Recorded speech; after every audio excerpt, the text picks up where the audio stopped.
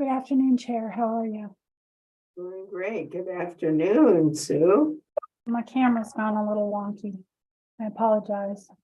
It's okay. It looks like we have Supervisor Brigade, but that's our only supervisor with us right now. It looks like it, ma'am. We'll keep looking for him. We've got a couple minutes yet.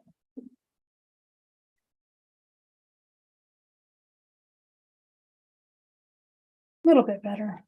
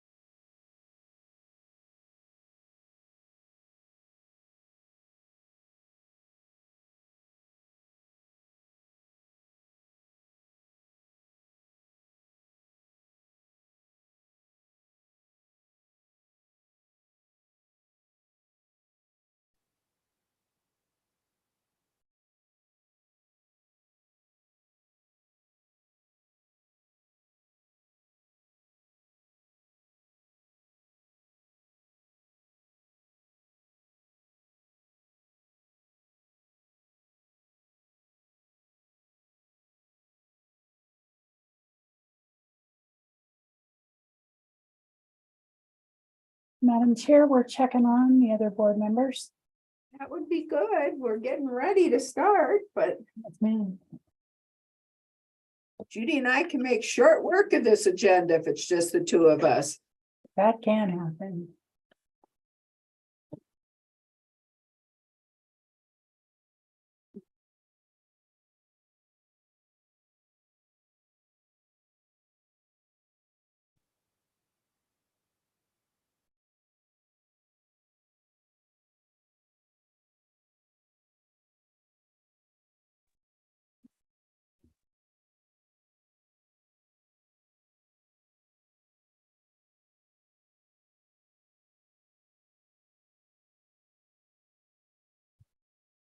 Hey Sue, can you hear me?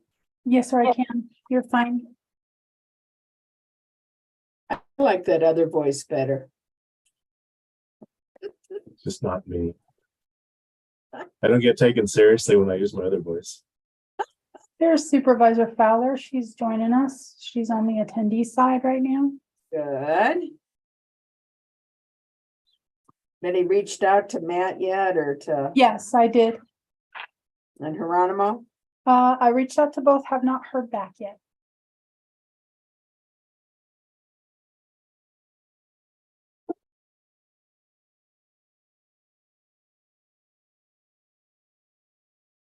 Amanda, did you want to test your microphone? Thanks, Lindsay. Can you hear me okay? I can hear you. We've got Yancy and Marco on the panelist side too. Perfect. Thank you.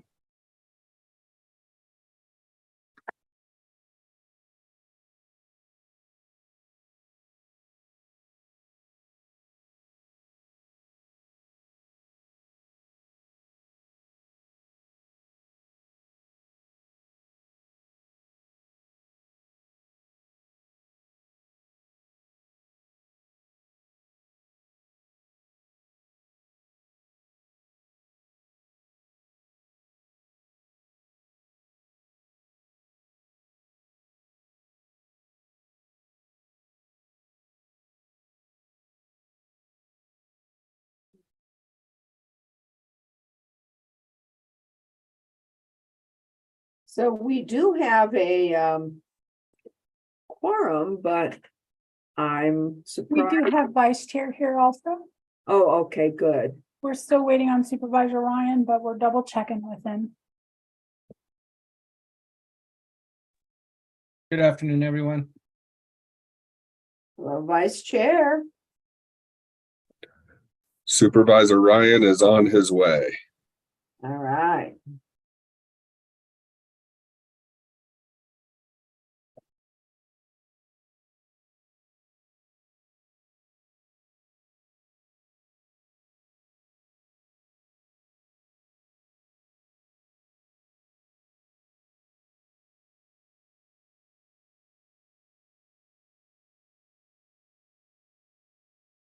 And he gets on, we'll open the meeting.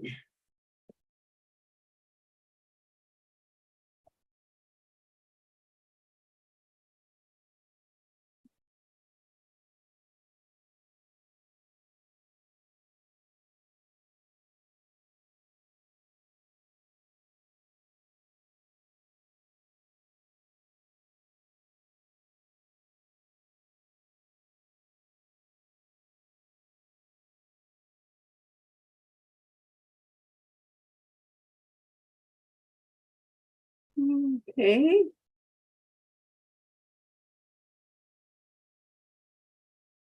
Chair, I think he's imminent. Would you like to go ahead? I'm sorry, what? I believe Supervisor Ryan is imminent, but would you like to go ahead? Yeah, I guess we can get it open. He should be on momentarily. So yes, good afternoon, everyone. And today is a notice of a special meeting for Tuesday, April 11th. And thank you, staff and members of the public and my colleagues for joining us here today. To get us started, our first order of business is the call to order to find out who is with us. My name is Patrice Horseman. I am the chair of the Board of Supervisors, and I am the supervisor for District 1. District 2. Good afternoon, everyone. Jeronimo Vasquez, Supervisor, District 2, and current Vice Chair. And District 3. Well, hello, everybody. Matt Ryan, District 3, and sorry I'm a little late here. A little hard getting the computer up. I'm always challenged. It's me, not them. Not going to say anything about that. You guys, I've read every face out there on the screen here, and you didn't have to nod either. All right, thank you. All right, District 4. Hi, good afternoon, Judy B. Gay, District Board Supervisor. District 5.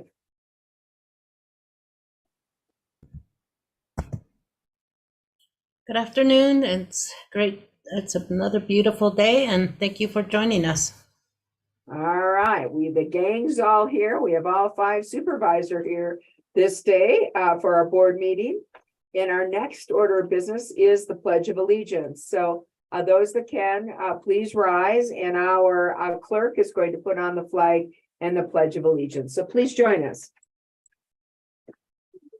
I pledge allegiance to the flag of the United States of America and to the republic for which it stands, one nation, under God, indivisible, with liberty and justice for all.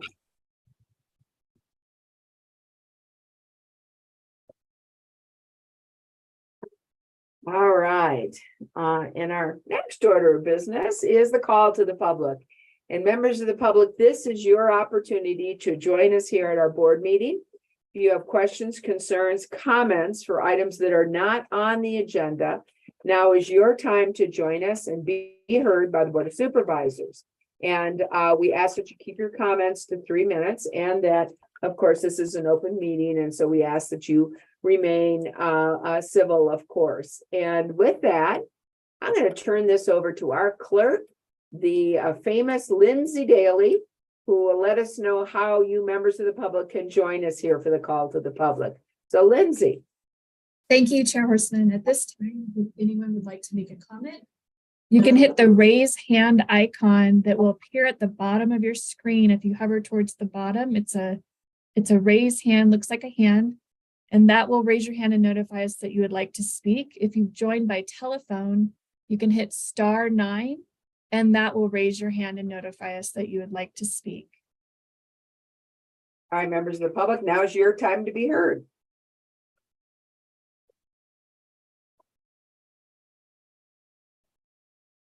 And we have no hands raised.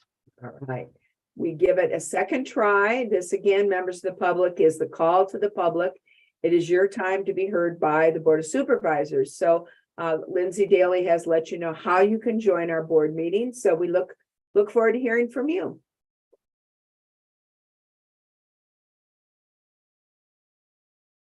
And there are still no hands raised, Chairperson. All right, very good. With that, we are going to move forward with our agenda. And the next is our proclamation. And of course, every year we are so pleased to recognize and designate April 2023 as Earth Month. And many of us can remember the first Earth Day. Some of us are old enough to remember the first Earth Day and the celebration of our Mother Earth. And with that, I am going to turn this on over to Sustainability Manager Amanda Aitchison, who will introduce the item and introduce those that will be reading the proclamation. Amanda, good to see you this afternoon, and thank you for joining us. Hi, Chair. Good to see you too, and thank you. And thank you to all the members of the board. So excited to have you all here as part of our proclamation reading. And I just wanted to start it off by saying today's Earth Day proclamation is an example of the county's ongoing leadership and commitment to sustainability efforts that benefit our local communities as well as our global communities, and now and into the future.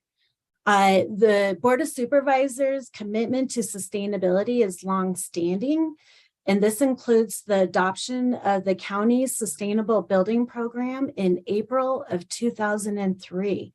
So this year marks the 20th anniversary of the county adopting this innovative program, and it being one of the first in the country. And our programs still serve as models and resources for other, and something that we're very proud to be a part of. And thanks again to the Board of Supervisors and county managers and leadership for your ongoing direction, support, and leadership in all this. I wanted to quickly give an overview of our upcoming Earth Day events, and then also take a moment to recognize our County Green Team members and thank them for their contributions, not only to our County Earth Day event, but our sustainability efforts throughout the organization and the community. They are the advocates, the boots on the ground in helping to make the difference. And I also want to highlight that we have invited community members to join this so that they could also hear the county's goals and commitments to sustainability, environmental protection, and community prosperity. And then I'll pass it over to two Green Team members who will read the proclamation, and that includes Yanzi Leo, as well as Marco Alatorre. And so with that, I'll dive into our upcoming events. And so our first one as a county is our Earth Day celebration. And this is the first one we've been able to host in person since 2019. So we are extremely excited to get together as a organization and discover how we all countywide support the prosperity, health, and resilience of our organization and in service to our communities. This event is meant for internal county colleagues and family members. And again, the focus is on us and the services we provide. And at the event, there's going to be food trucks there for food for purchase. We're going to have booths with games and prizes. There's going to be live music. We're going to have the county's 2 electric vehicles available for ride and learns. One's going to be at the county admin and the other is going to be at the courthouse. And then there's going to be the Mountain Lion's new electric bus, so people can tour that.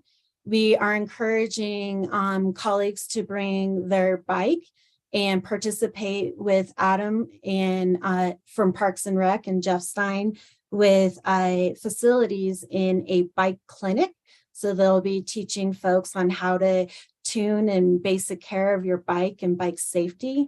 We're encouraging county employees to bring their own electric car, bike, and scooter for show and share, so that others can see the variety of electric transportation that is available.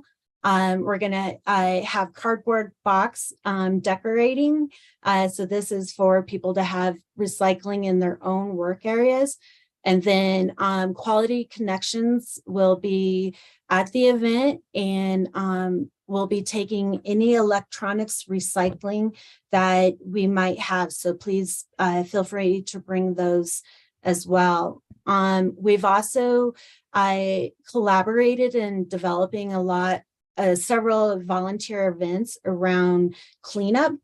And so wanted to briefly highlight that County Parks and Rec and the Friends of County Parks is hosting a Earth Day cleanup at Fort Tuthill from 9 to 11 a.m. And then the county, City of Flagstaff, and the Forest Service are hosting 2 different volunteer events for a snow melt cleanup. And one will be on Tuesday, April 18th.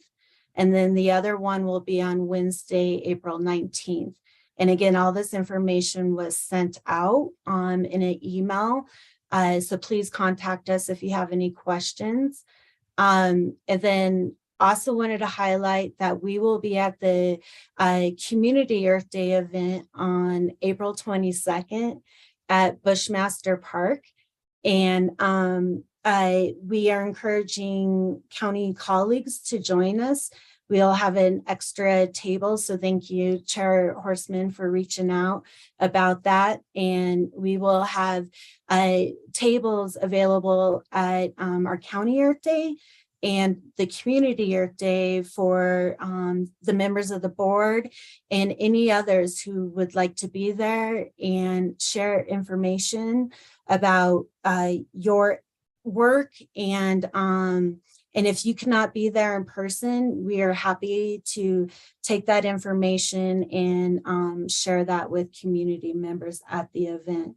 And then the board and county leadership table for the County Earth Day will be a part of our welcome table. So yeah, just a few things that are coming up. I'm super busy, but very excited. And then with that, I'd like to quickly acknowledge and recognize the Green Team members. And again, just thank them greatly for all their efforts in supporting us. It takes the community to create a sustainable community. And so with that, Marco Alatorre, who's with the county's assessor's office, Melanie Askew, who's with county finance, Kelly Bingham, who is with community development, Jennifer Brown or Jim Brown with Public Works Fleet Services, Deputy County Manager Brown has been an ongoing advocate of our Green Team and mentor. We have Rachel Davis from Community Development, Chloe Donaldson from Parks and Rec. We have Melanie Gordon from IT, Lelania Geider from the Health Department. We have Marty Johnson, who is our sustainability specialist within the county manager's office. We have Carol Kidd, who is with county HR, Liz Krug with county Parks and Rec, Yanzi Leu with the county's Workforce Development Board, Shannon LaCrucia. I'm sorry if I said that wrong, Shannon, with adult probation. And we also have the support of Stephen Pellegrini and the communications office for all of our activities and events. Nina Schmidt with community development and the sustainable building program manager.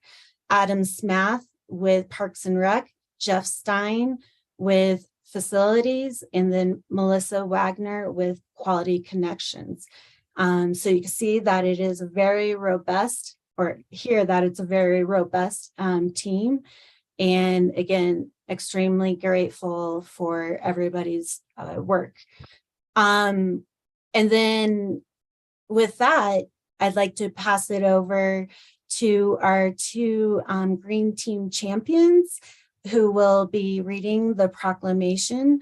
It will start, Yanzi Leo with the county's Workforce Development Board will start the proclamation, and then we'll pass it over to Marco Alatorre with the county's assessor's office. And so thank you for this opportunity, and thank you, Yanzi and Marco. Thank you, Amanda, and thank you for outlining the wonderful opportunities and activities that will be going on throughout our Earth Day month. So thank you, and I look forward to the reading of the proclamation. So thank you for joining us. So please proceed. Thank you, Madam Chair. Coconino County Proclamation designating April 2023 as Earth Month, whereas Coconino County respects and celebrates the county's vast and endless beauty, home to many cultures, and commits to protecting and caring for our environment, including providing services that are sensitive to the needs of all citizens in our changing world. And whereas Coconino County recognizes that the global community now faces extraordinary challenges such as global health issues, food and water shortages, environmental degradation, and economic struggles, and identify impacts from climate change as a major contributor to the increasing intensity of these challenges. And as such, the biggest challenge to the future of humanity and the life support systems that make our world habitable. And whereas Coconino County asserts that all people, regardless of race, gender, income, or geography, have a right to a healthy, sustainable community with equitable opportunities for prosperity. And whereas Coconino County acknowledges that local and global sustainability can't be obtained without diversity, equity, and inclusion for all. And I will turn over to Marco. Thank you. And whereas Coconino County affirms that all inhabitants of the earth have a right to a healthy, sustainable environment, and as humans, we are caretakers of the planet and have an obligation to change human behaviors that contribute to climate change and environmental degradation and work to preserve the earth's beauty and its resources. This obligation extends not only to today's caretakers, but also to future generations of caretakers who will inherit the planet from us. And whereas Coconino County is committed to being good stewards of the county's green space, including national, state, and local parks, as well as diverse areas that are sacred to our region's indigenous peoples, these areas enrich the lives of both residents and visitors alike and provide critical ecosystem services. And whereas Coconino County supports projects and efforts that increase energy conservation, climate change mitigation and adaptation, sustainability, and the usage of renewable energy. And whereas Coconino County partners with community members, organizations, schools, businesses, and jurisdictions to increase collaborations across the region, state, and nation. Collectively, these efforts increase the prosperity of the planet, our communities, and foster intergenerational participation through local actions and global environmental consciousness. And whereas the county recognizes the benefit of promoting climate change awareness and the effect that even small changes can have on our climate. And now, therefore, be it resolved, the Coconino County Board of Supervisors do hereby proclaim April 2023 as Earth Month in Coconino County. And we encourage all county staff and community members to join the county in celebrating the Earth, recognizing climate change as a challenge that needs solutions, and choosing actions to combat climate change every day. All right, thank you so much, both of you, for reading the proclamation, and Amanda for outlining the wonderful programs. And I know we'll probably have some comments from the board, but before we go there, I would entertain a motion to approve the proclamation declaring April 2023 as Earth Month. Do I have a motion? So moved. Second the motion. We have a motion by the vice chair and a second by Supervisor Ryan. All those in favor of proclaiming and designating April 2023 as Earth Month, please signify by saying aye. Aye. Aye.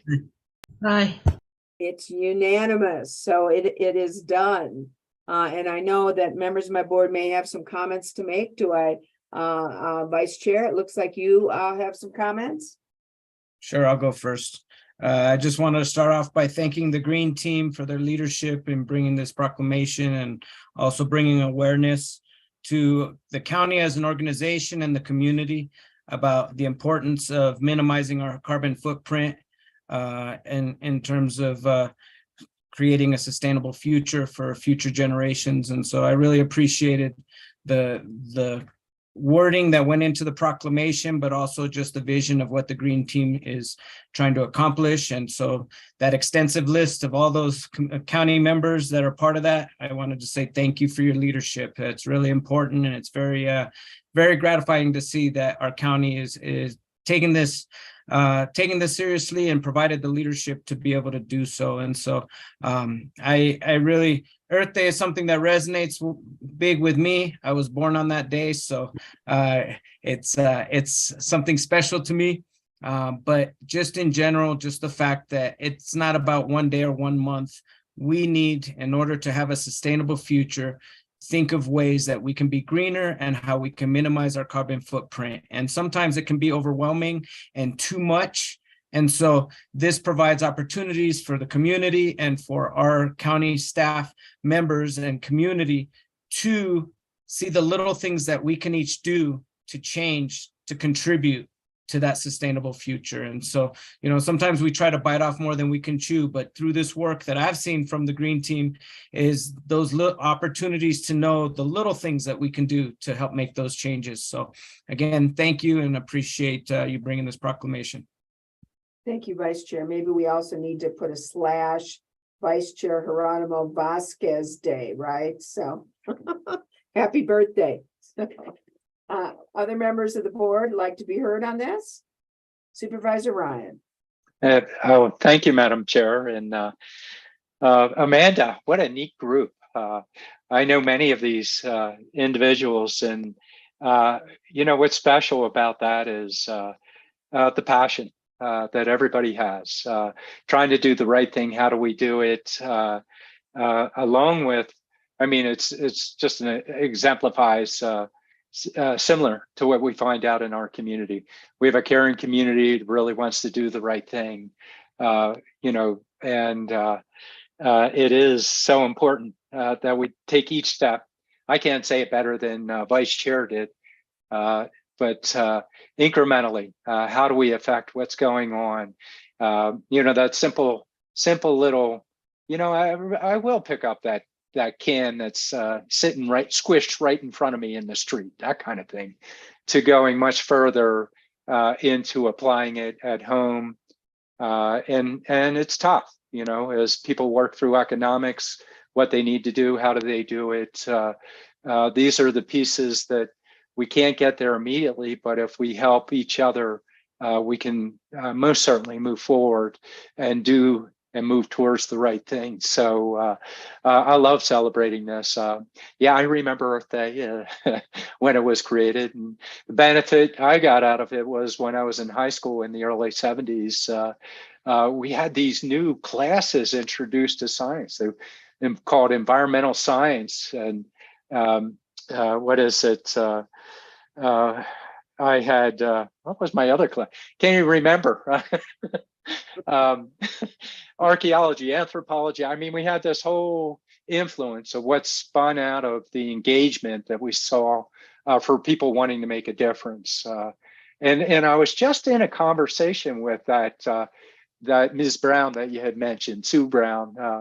Sue was talking, we were talking this morning and saying, you know, times today are similar to times back then. People really wanted to make a difference, engage, and it's not easy. It brings up challenges, but I'm glad we are. And thank you, everybody. Thanks to Amanda. You can go say thank you to everybody and love to see you guys out there. Thank you, Madam Chair. Thank you. And other members of the board, Supervisor Begay. Madam Chair, thank you for giving me this opportunity to speak to Earth Day.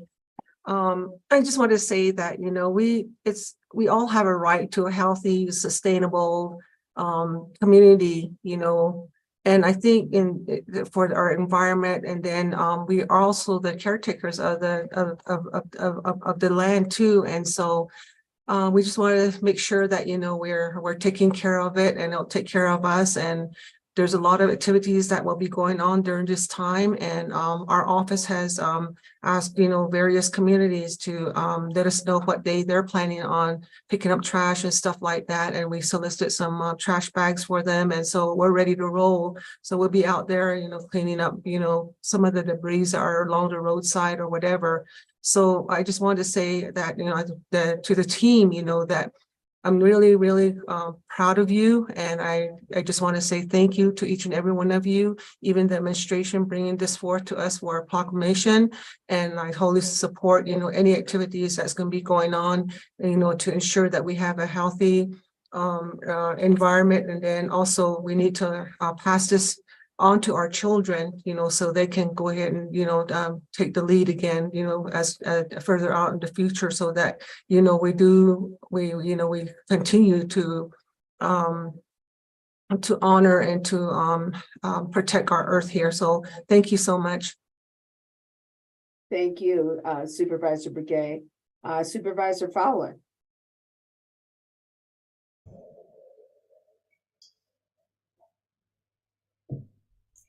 When we say our prayer, we say as Navajos anyway, and many indigenous people, and it's always Mother Earth and then Father Sky. You know, it's every day is those are we begin with that every morning and when we go to bed. So I think that having, you know, the prior people that have moved, that just the damage that has been done to Mother Earth, to the wildlife, inhabitants, and the oceans, and now we finally come around to saying that it was important. You know, I think that we're at a point where we're trying to figure out how we can honor the earth and be able to essentially save ourselves and the earth where we're at, where we are today. And how do we say that we are, what do we do to make sure that we are really taking care of the earth and our environment? And then as elected officials, you know, we can't make decisions that we would like to make, you know, even when it comes to the housing development without having them have enough water. So I think just that kind of education is really important. So thank you for bringing this, and I'm just thinking that this Earth Day is every day, and that's just the way we have to live, and we have to just operate that way. And in our within our county, it's been really good to see how you know, the various ways of approaching and trying to do our part within with this big to-do list that we have to do nowadays. And so it starts from individually, and then it just rolls out into our own policy making. So I still like to see us develop a statement of what we see in our county: drought, the floods and the fire and the springs drying out, and just the impact of the climate change. And we can put that, at least we can say, this is what we see in our county, and have that as a statement. I think that would be really a real educational piece, and others can use it to deliver education, because a lot of times I think people don't see what we see, and I think if we had it all outlined in a paper, and at least we can gauge where things are, I think that would be really good. And a lot of our work has to do with the changes in the environment, and just the impact that industry has done, like uranium mining, and forests. We don't have old growth anymore. That's all was eliminated. They have it just in the kaibab. So there's a lot that we have to, that was taken from us, and now we live within what is still left is what we live with. So, but anyway, this is just a really good statement from the county, but I think we can do more and actually develop a clear statement as to see what, and write out what we see in our county, the changes that we've seen that's happened, the challenges that it creates. Thank you.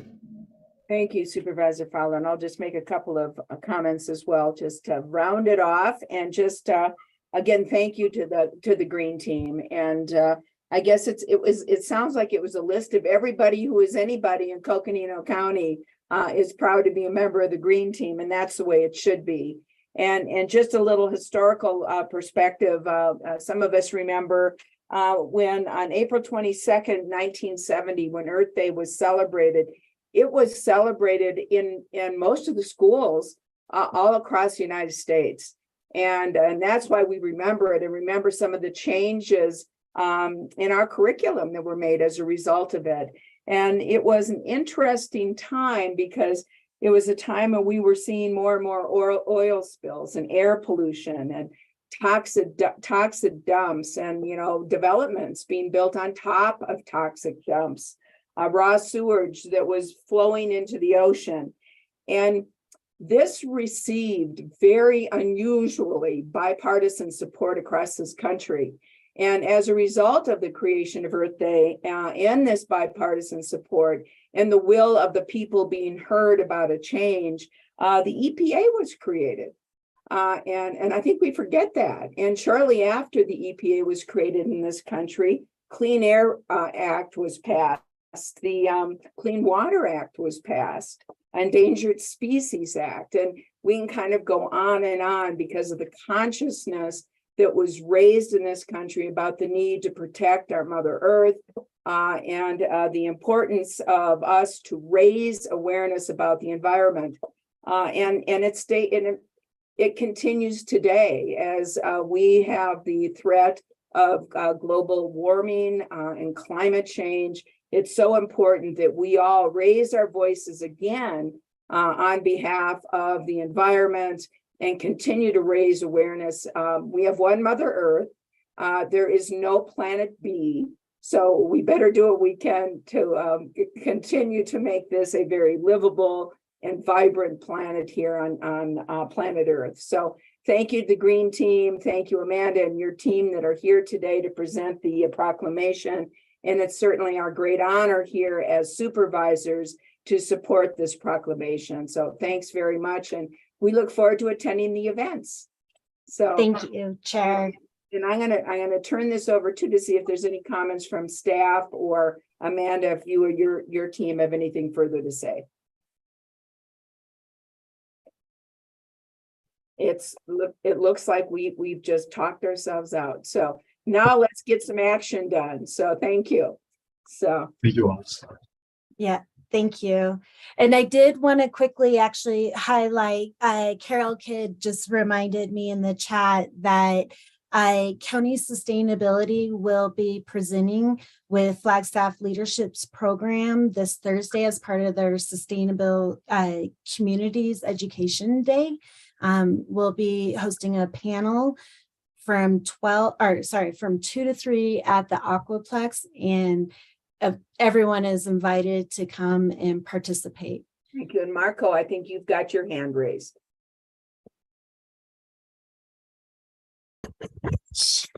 I just wanted to echo Supervisor Fowler's words and introduce one of the next generation. And I always like to point out that my son Sagan here was born in 2019. So in the year 2100, he will only be 80 years old. So yes, the proclamation is good, but it is not enough. Like, my son will still be alive at the end of the century. We need to do so much more than we're currently doing to make sure that climate change does not make his world unlivable. Absolutely, Marco, thank you. And thank you for your son for joining us to really remind us what this is really all about. So thank you so much. So we are with that, we're going to move on, and our next item of business is the consent agenda. And members of the board, you all know what this is, members of the public. These are items that are placed on the consent agenda that are more ministerial or administrative in nature. These are items that can be handled through one motion and one vote. These are items that are not discussed individually, nor do we receive individual motions. So we do have a number of items on our consent agenda. We have items number 2 through 12 as listed.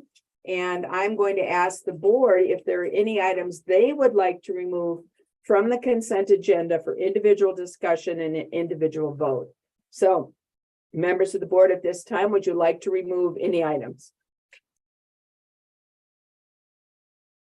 I'm going to recommend that we remove item number 5, which is a consideration and appointment of Sheila Walsh to Planning and Zoning from District 4, so that we can have an introduction of Sheila, if that's okay.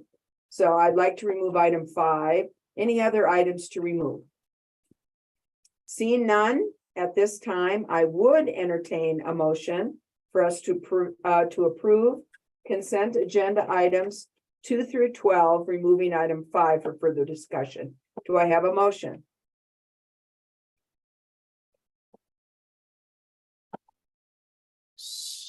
Madam Chair, I'll go ahead and make the motion to approve items 2 through 12 with the exception of the removal of item 5.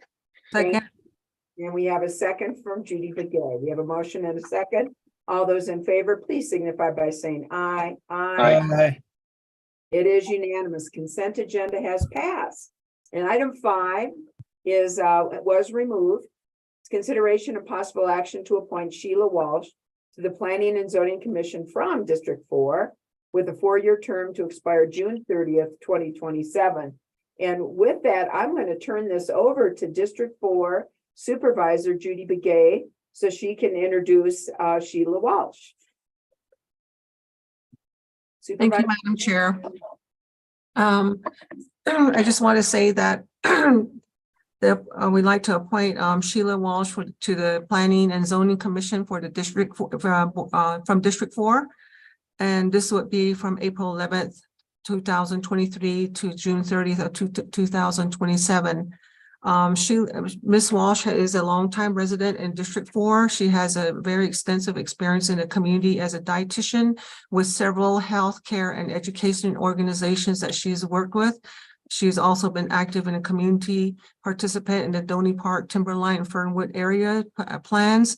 She's also expressed an interest in serving on the commission, so would like to consider her being on the Planning and Zoning Commission as stated. Thank you. And I see that she has joined us. What I'll go ahead and do is I will take Supervisor Begay's motion. I'll get a second, we'll vote on it, and then we'll hear from Sheila. So we have a motion to appoint Sheila Walsh to the Planning and Zoning Commission from District 4, set to expire on June 30th, 2027. Do I have a second to that motion? So moved. Second. Second by Vice Chair Vasquez. All those in favor of appointing Sheila Walsh signify by saying aye. Aye. Aye. Right.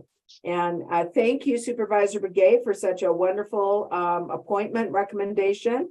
And thank you, Sheila Walsh, for serving on Planning and Zoning, a very, very important commission for the Coconino County. So thank you. And I'd like to kind of turn it over to you to say a few words.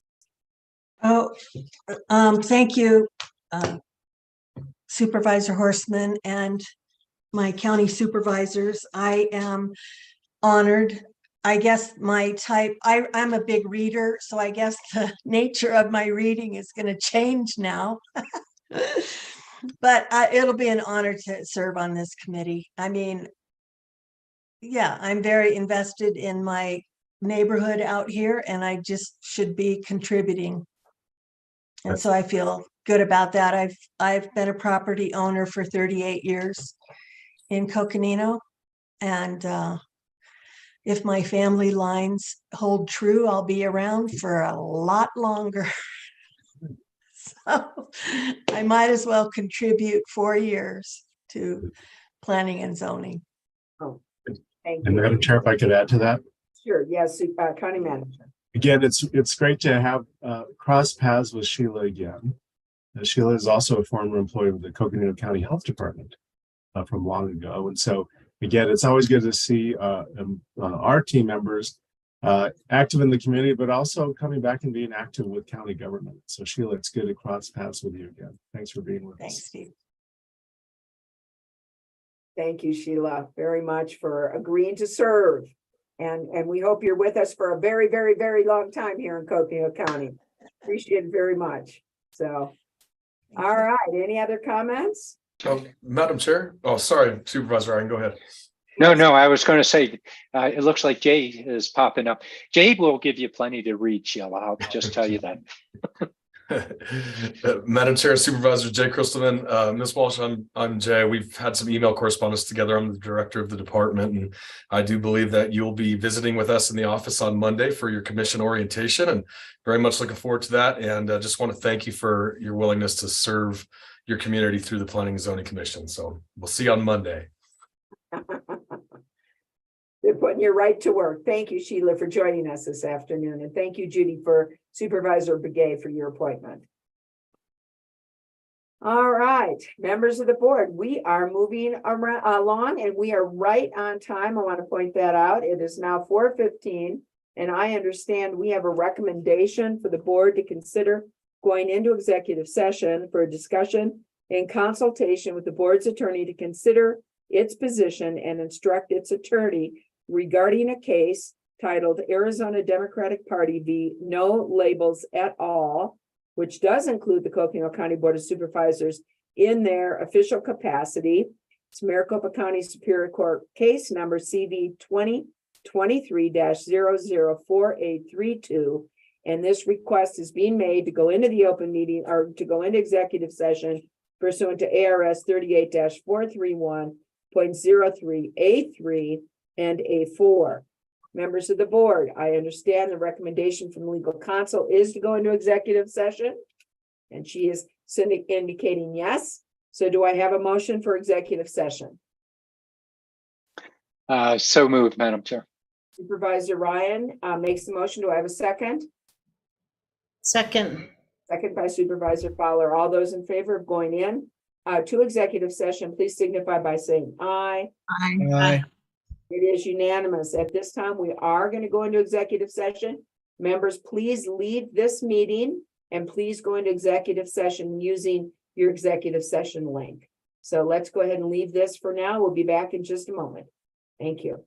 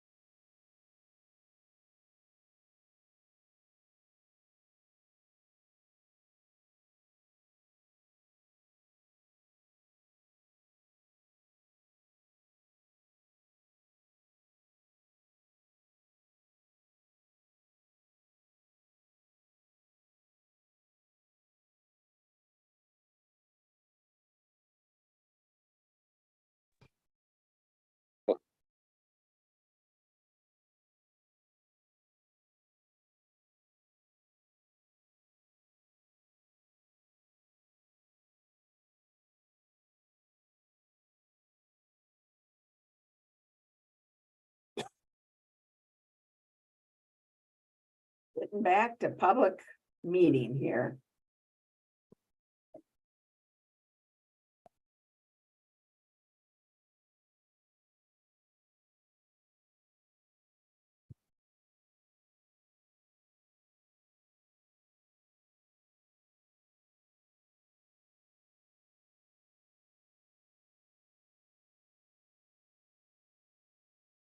All right, I see Supervisor Begay, Supervisor Ryan.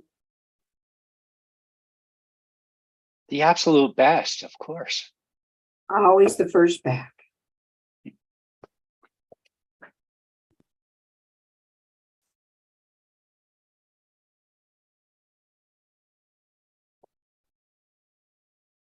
Lindsay, I'm sure you see Supervisor Fowler.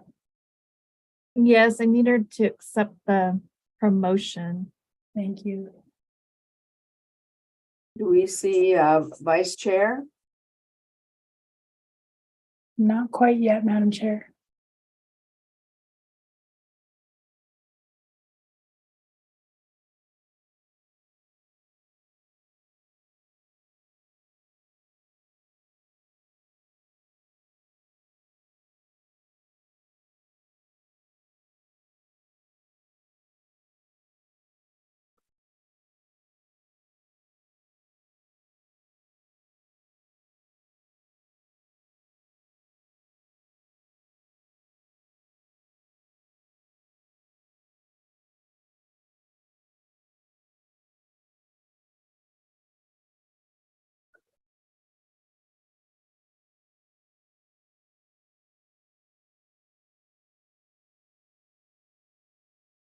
All right, well, you want to, I think we're gonna go back in if somebody can reach out to Vice Chair and see what happened.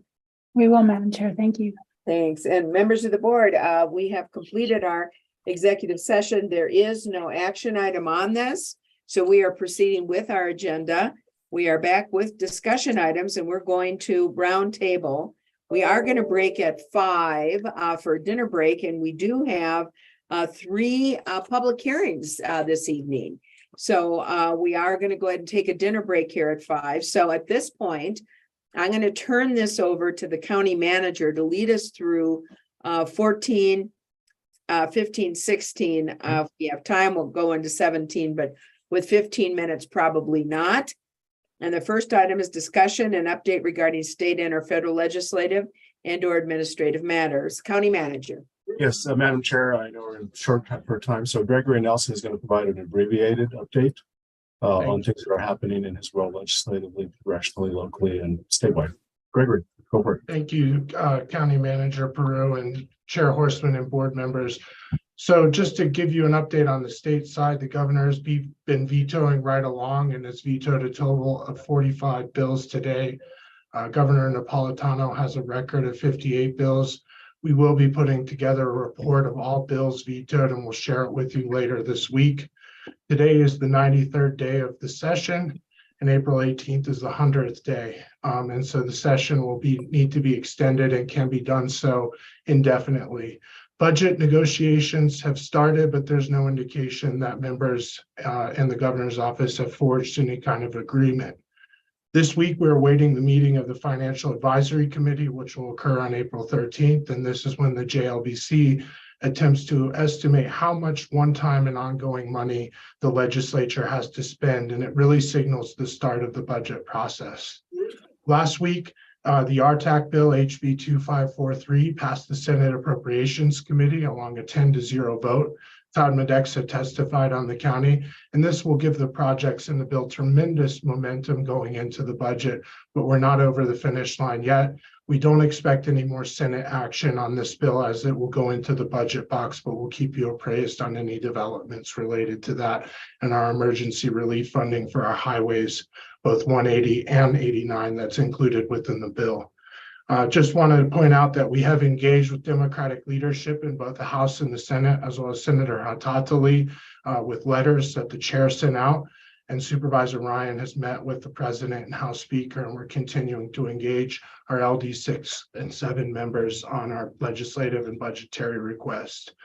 On the preemption of your authority as it relates to impose fire restrictions on natural gas or propane fueled outdoor appliances, CSA met with Representative Montenegro last week. And while Mr. Montenegro seems to understand our concerns, he believes an amendment that specifies his legislative intent will deal with that issue. And so CSA expects to continue to engage in that. And we are developing a strategy to work with our LD 6 and 7 representatives in the House, should we need to do so if we can't get to an amendment that preserves your authority around fire restrictions. And so on the federal side, we filed the Bill Williams Mountain Opposition Statement Letter, as well as the Exploration Comment Letter on Friday. The comment period closed yesterday. Madam Chair, Yes, Supervisor Fowler. on the fire restriction, Greg, would it help if maybe the chair and the vice chair, or maybe our LPC representative, Supervisor Ryan, would it help if they were to go and have a meeting would that maybe we need to coordinate a meeting or have a session with somebody what do you see? So Chair Horstman, Supervisor Fowler's County Supervisors Association is engaged on 3 issues related to that bill that involves county nexus. And so if we need to get to that point, we will cross that bridge when we get there. Right now, we're in a monitoring pattern. CSA is taking the lead on behalf of the counties to engage with the sponsor of that Strike Everything Amendment, Mr. Montenegro, in the House. And so we'll keep you appraised if we need to go forward with the meeting. We may need to engage with Representative Cook and Representative Marshall and LD7, but we haven't gotten there yet. So we're playing it by ear, but certainly we'll keep the board informed as any developments occur as it relates to this preemption of your authority. Yeah, and as you know, Lena, Craig will reach out to us if they see that would be the right strategy associated with that. But yeah, good question. Yeah, we're not there yet, so that's good. Thank you, Supervisor Fowler. Chair Horstman, I'll continue just in the sake of time, but we did file those comments. I shared the letters with you, and we'll be working with Supervisor Ryan as it is in his district in terms of how we get those letters out to stakeholders, but that has been taken care of. As you are well aware, I just sent you a press release from the House Natural Resources Committee. They held a press conference earlier today where Mr. Grijalva, the ranking member of that committee, and Senator Sinema joined members of the Grand Canyon Tribal Coalition to launch an effort to call on President Biden to use his authorities under the Antiquities Act to designate a Grand Canyon National Monument around the actual national park to protect it from mining development. And so we're working on messaging around that, but just wanted to give you an update that press conference was today. I know, Chair, thank you for being there, watching the discussion, and Supervisor Fowler for your comments as well.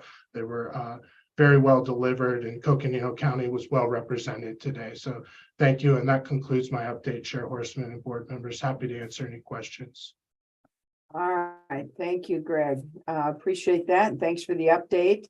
Any other comments, questions?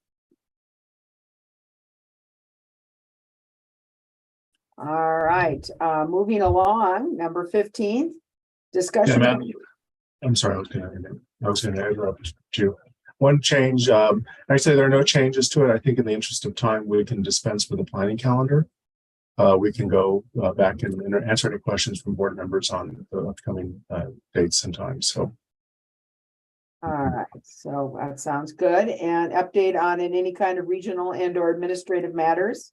Oh, yeah. So we have got a lot of snow melt happening, and there's issues that are happening in each of your districts, which you will cover in your updates. I will leave the details to you all to cover. But Public Works, Sheriff's Office, Emergency Management, many others are out responding to a lot of different calls. So again, details to you all for your roundtables. We're wrapping up employee forums. We have not had forums in quite some time. And so the information that we've been gleaning from the forums have been very informative to us. And so we will condense some of the themes and some of the general comments in the forums and provide them to board members as well as the leadership team as well. A couple of other items is that Gregory did not take credit because he kicked off the chair as the planning committee for the CSA summit that is taking place in Coconino County in October. So we are in the process and we will getting some good ideas. Staff is going to be reaching out to each of the board members to get your individual inputs and ideas on some things that we can incorporate into the planning for the summit that provides a county-wide perspective of who we are here in Coconino County. So again, that is happening in October and work is kicked off today. And so credit to Gregory and to Keith and to Corey, and there's a bunch of other folks that were on the first meeting today. So staff is hard at it. Communications director position is going to be recruited in the very near future for Coconino County. We want to acknowledge and appreciate Joan Pliego, who's been filling the role on an interim basis. Joan came to us through our partnership with IPM interim public management firm, Tim Pickering, and he provided Joan to us. And Joan has been here for several months, but we are going to, and so with that, we are going to be we'll be concluding that relationship and then doing a recruitment for the position. And this is for communications director. Also want to appreciate Stephen Pellegrini for stepping in and doing a lot of things that has been helpful, especially with all of the activity that's taken place, weather related in the county. So that's taking place as well. And I think that is it for now. Thanks. All right. And if we can, I know we have roundtable and it's going to be roundtable light, but before we get there, Supervisor Fowler, if you don't mind, if I can call on you to basically give the exciting announcement that was rolled out this morning as a joint effort by Congressman Raul Grijalva and Senator Kirsten Sinema, and of course the 11 indigenous nations. And if you wouldn't mind just kind of giving us all an update on that, I'd really appreciate it. Yes, so we, the tribes and in our region, there's 11 of them that have been working with Representative Congressman Harva and Senator Sinema, and that's withdrawing 1 million acres around Grand Canyon to be able to ban uranium mining and mineral minings in the region. So there's a section that is within the House Rock Valley, which is just, and the 100% of it is in federal lands, and then just the other side of the Kaibab National Forest as well. And the monument, the proposed designation, is not going to limit any activities as it is today. Historical uses will still be there. There's ranchers that are ranching there. They still be able to do so. Grazing is still permitted. Logging is still permitted. Hunting and all the other recreation areas are recreational activities will still be permitted. However, it will become a monument should it be designated by the president. So today I was able to join the tribes on this press release or press conference that took place with the congressman and senator, and we were able to launch this effort. It's been in the works for a long time. As you all know, in 2008, the Board of Supervisors took a position on a really well-written resolution that asked for a ban of uranium mining within the Grand Canyon and or near Grand Canyon, and for future generation, for the safety of the watersheds, so Colorado River watersheds, and for the to protect the economic development or the economic activities from the National Park Service. So today, all the tribes express their connection to the homelands, to the cultural values, the religious values, and told stories about from their own perspective of what it means, what the area meant to them and means to them, Grand Canyon and the whole region here. And we in Coconino County, we have 6 tribes and we work with them closely, and so it was really good to be part of that presentation and to be able to speak on behalf of the board. And really just the way I saw it is that 2008 resolution and other lobbying and the advocating that we have been doing, this really has come, it has happened today. And should it become a monument, it will be such as that. The 2008 resolution, Deb Hill is the one that had signed it. So thank you. Thank you, Madam Chair. Thank you, Supervisor Fowler. And if I can just add on to what you're saying, and please correct me if I'm wrong, but as I understand it, this is the same 1 million acres that over and over again, we've been trying to get protected from mining and withdrawn from mining under the Grand Canyon Protection Act that has been unsuccessful. So it's the same area that is, we're looking at another approach to accomplish the protection of the greater Grand Canyon area. Is that correct? You're exactly right, Madam Chair. And this is just another way of trying to protect the Grand Canyon, but just in a different route. So thank you.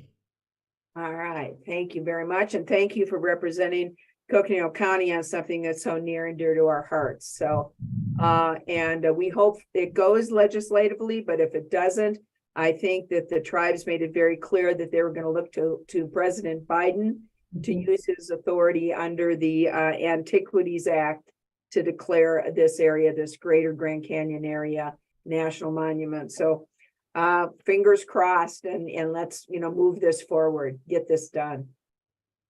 Yep. Members of the board, we are at round table, and we probably have 2 minutes. So I know that there has been a lot going on with regards to some ponding and flooding due to the record-breaking runoff. Are there any comments that board members would like to make at this time? I didn't get that. Could you try again? Siri. Oops. I didn't get that, Madam Chair. Get that. Could you try that question again? I think that, I know we've had some runoffs in District 1 along 180. We finally, the city of Flagstaff, with the assistance of Coconino County, got ADOT to respond. ADOT is currently working on the crushed culvert near along 180 near the fire station. And I know there's further problems along 180 just a little bit north. But ADOT is on it. We hope that gets accomplished. Many of us in our districts are hearing from community members that are experiencing record-breaking runoff and concerns about their septic fields and also their wells. And I really want to thank Public Works and community development for being out there, for getting the information out, putting it on our website, and really doing what they can to assist our community members right now and this difficult time for some. So thanks to the staff. Once again, you've risen to the occasion, and really appreciate everyone's assistance on that. Anybody else quickly? I'm going to put Supervisor Ryan. Yeah, if I can, Madam Chair, just quickly. And I want to thank the board for supporting the letter on the mining of Bill Williams Mountain. Why that's wrong, but mining is not in opposition to mining. It's just the wrong place on that. This is a process that's just started. It's back in the Forest Service hands since they closed the comment period. We'll see their response. It leads into their NEPA and their recommendations. If it proceeds further, it may take additional engagement and outreach. And so just for the sake of everybody, just to make you aware of that. The other piece is just to note that while within the city limits, the potential impact of Fort Tuthill, the Northern Arizona Healthcare is on the planning and zoning meeting for the city of Flagstaff tomorrow. Our staff has put together comments. As I understand, Andy will deliver our comments from a staff perspective on it.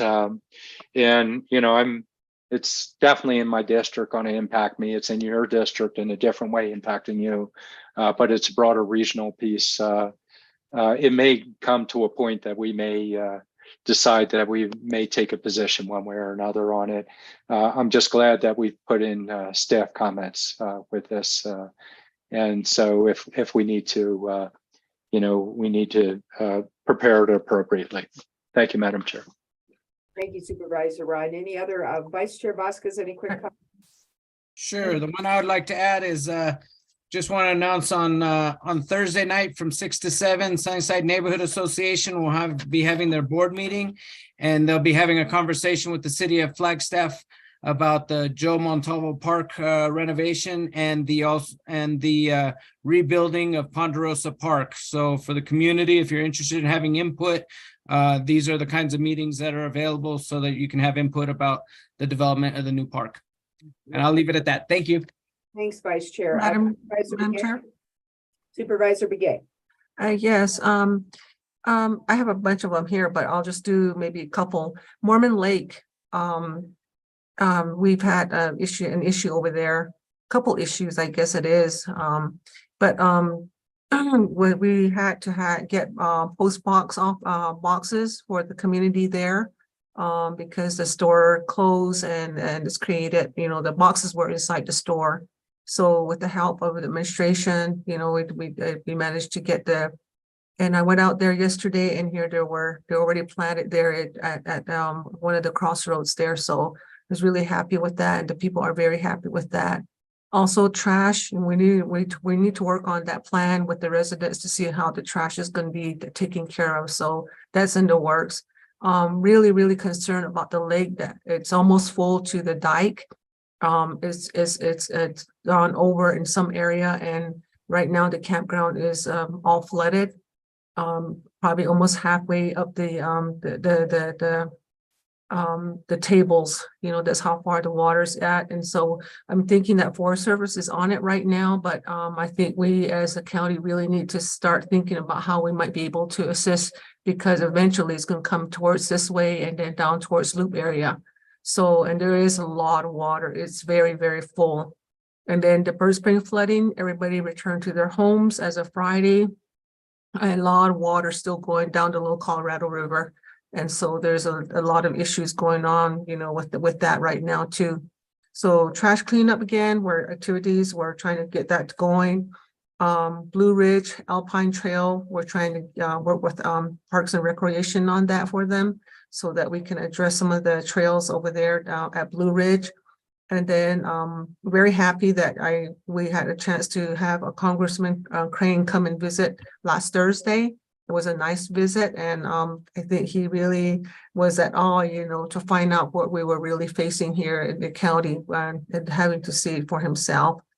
Navajo Nation ARPA projects was done over at Twin Arrows, and all the chapters were there. Then council delegate, we met with Delegate Johnson, a lot of issues and concerns regarding District 4 communities, and those were all shared with him. So that's all I have to say. Thank you. Thank you. Supervisor Fowler, anything follow up from you?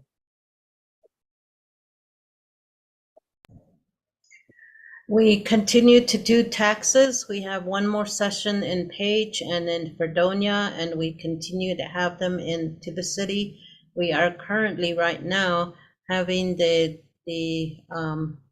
CJCC is having a listening session into the city, and then they'll have another one in Page on Thursday.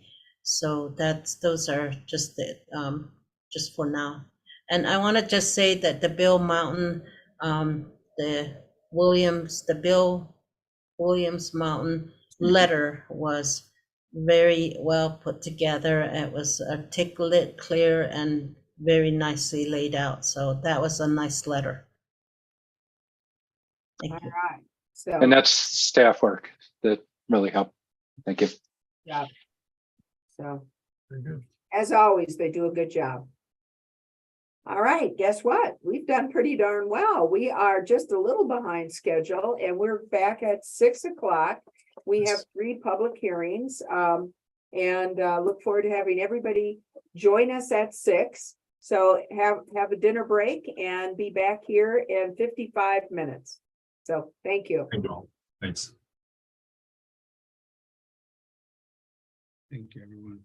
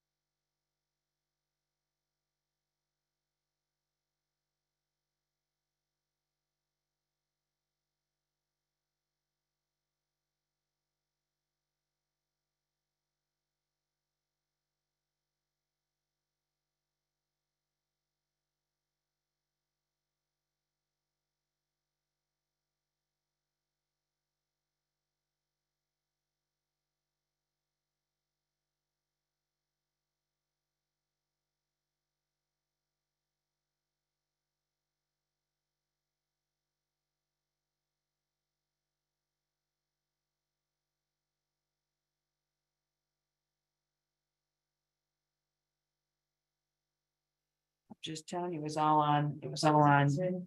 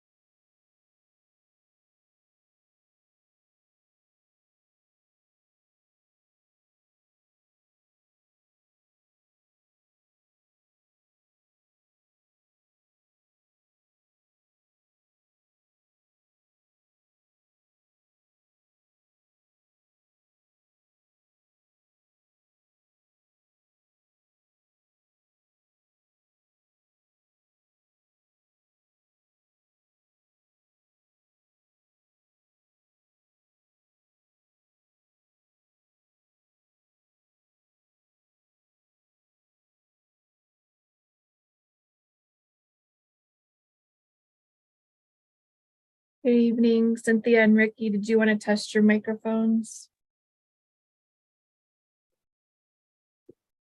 Yeah, hi Lindsay, can you hear me? Yep, I can Okay. hear you. Thank you.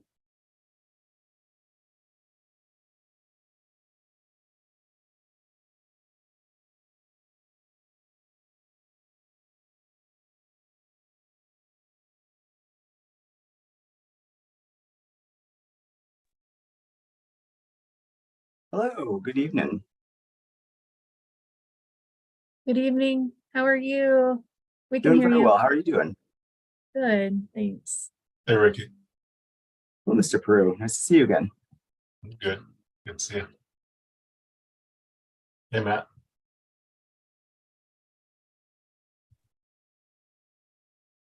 Hey, guys. How you doing? I am tired, but hanging in. I don't have the stamina for long days. Uh-oh, what did I do?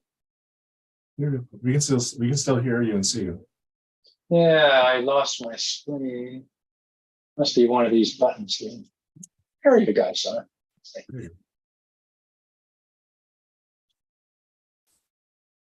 No.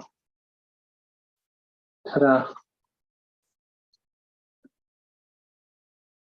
The world of from mechanical age to the electronic age.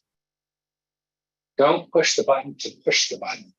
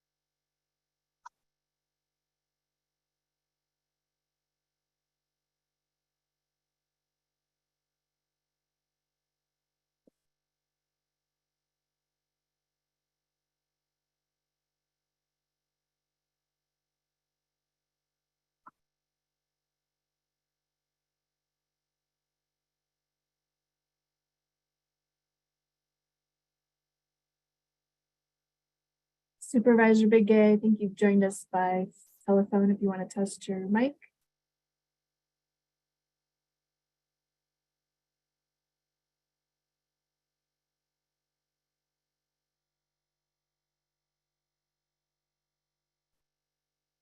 Lindsay, Supervisor Vasquez is, oh, he's on panel, sorry. Wrong call. Jay needs to come over to panelist. Please.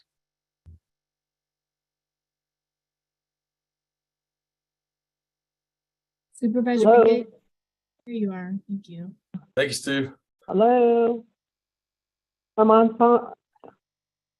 I'm on the telephone.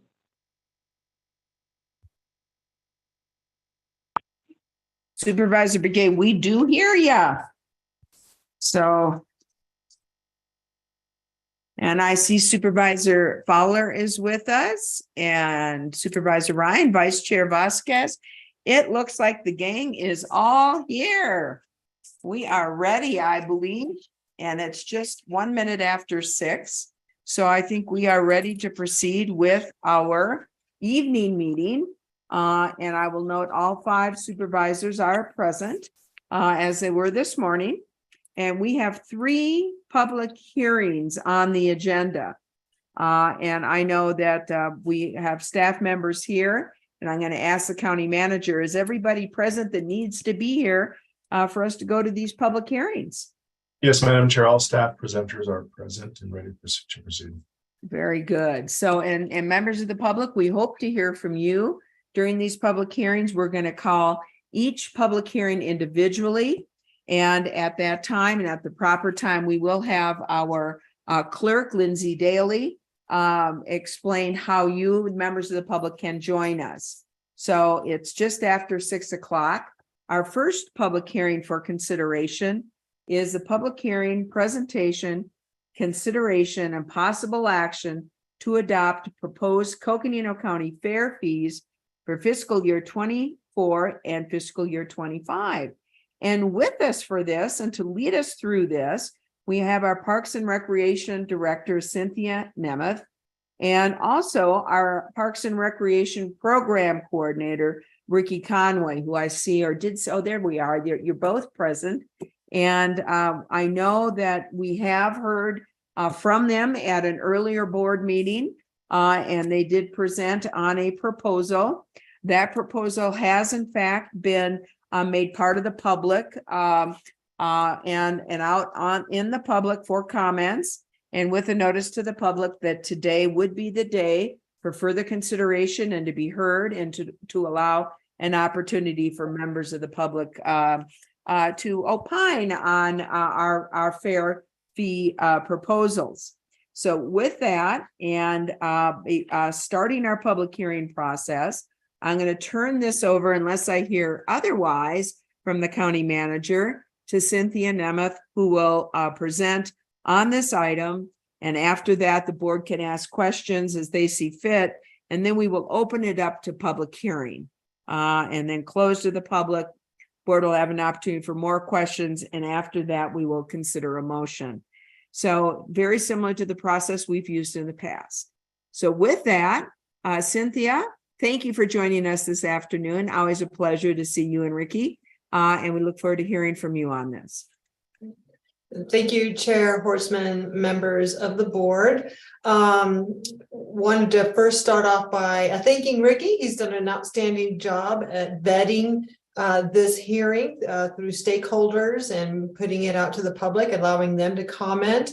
And what you're going to hear this evening is a review of the current fees, very brief, a review of the updated fees that have been part of this public hearing. And then Ricky's going to touch briefly on our parking operations, as we've heard feedback about one of the aspects of the fees that we're proposing updating, and that is the parking fee. So he's going to touch on our parking operations and then conclude with telling you the process that he went through to vet the updated fees, as well as various options for you, the board, to consider in terms of how we might move forward with these fees. So with that, I'm going to toss it over to Mr. Conway.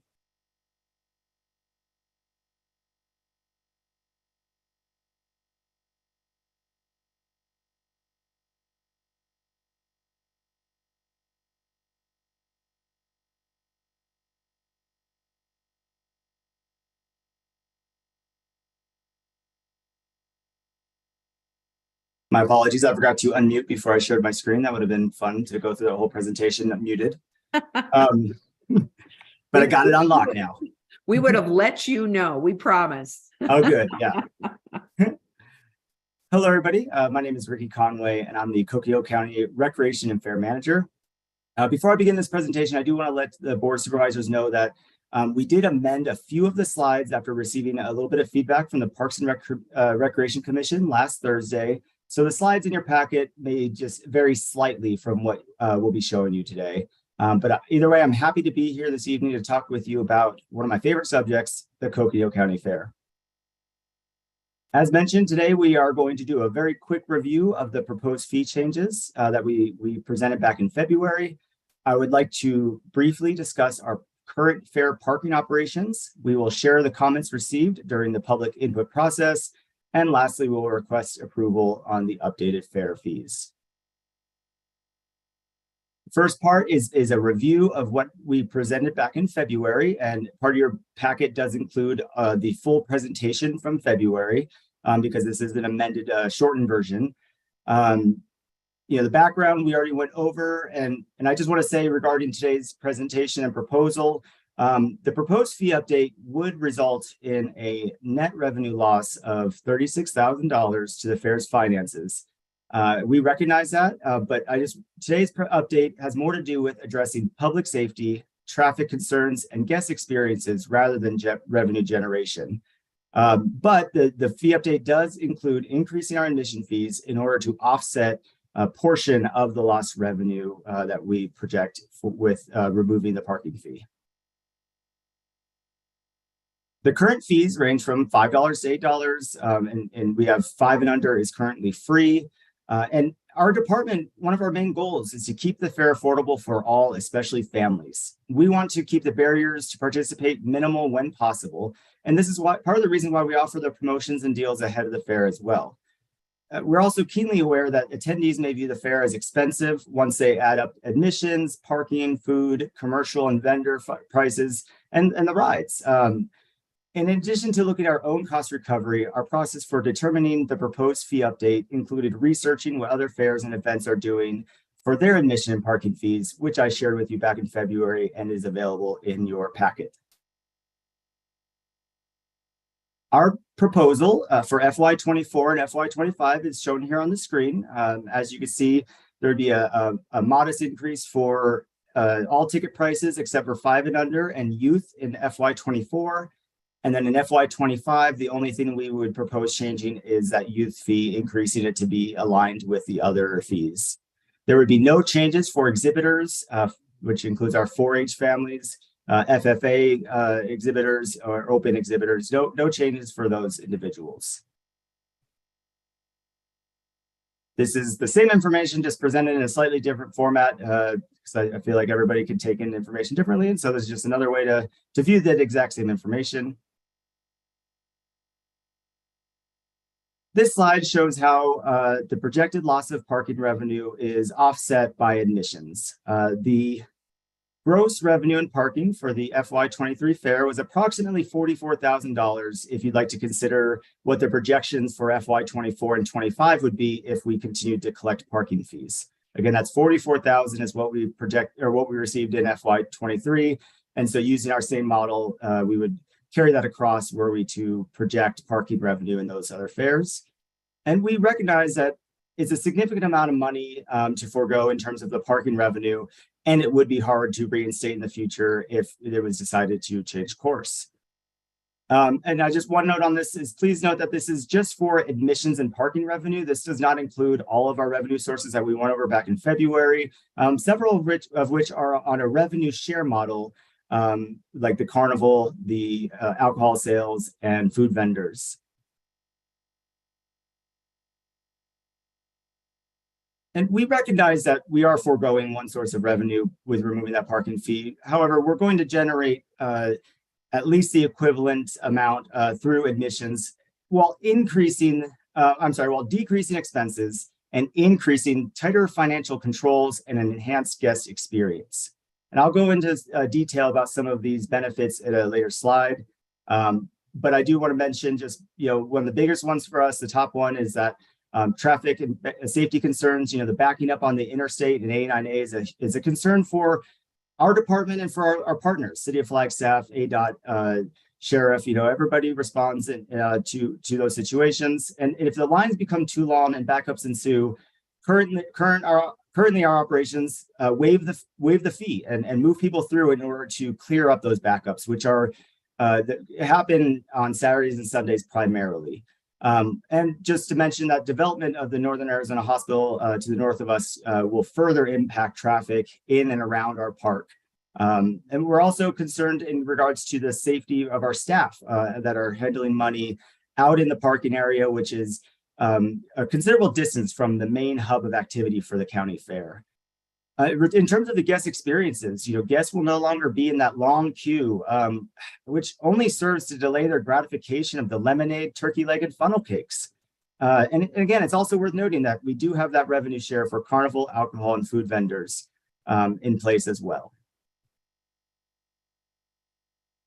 I'm just going to take a little bit of time to talk about the fair parking operations in order to give you a greater understanding of the process and the concerns that staff have regarding parking operations at the fair. And I recognize that a lot of these slides have a lot of text on there. I'm not going to read all the text. I'm just going to give you a quick synopsis. And so, we wanted to everybody be aware of the many ways that people are able to purchase tickets for the county fair. We do have online tickets. We do have pre-purchase tickets, as well as transacting at the fair itself. We added on-site credit card and prepay parking in 2021, as well as having tickets available at Bookman's Entertainment Exchange. And the next slide will go into a little bit more detail about the on-site process. So we have two staff that or two locations where we do transact parking, and that could be in redeeming a pre-bought ticket or in transacting a new ticket, either credit card or cash.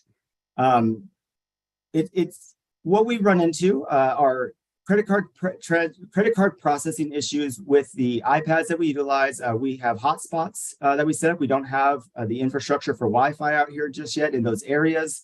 So we're using hotspots, and we have that great new cell tower at Fort Tuthill. But when we have 15,000 people or so on Saturday, that gets real slow, real fast, which then increases times of transaction.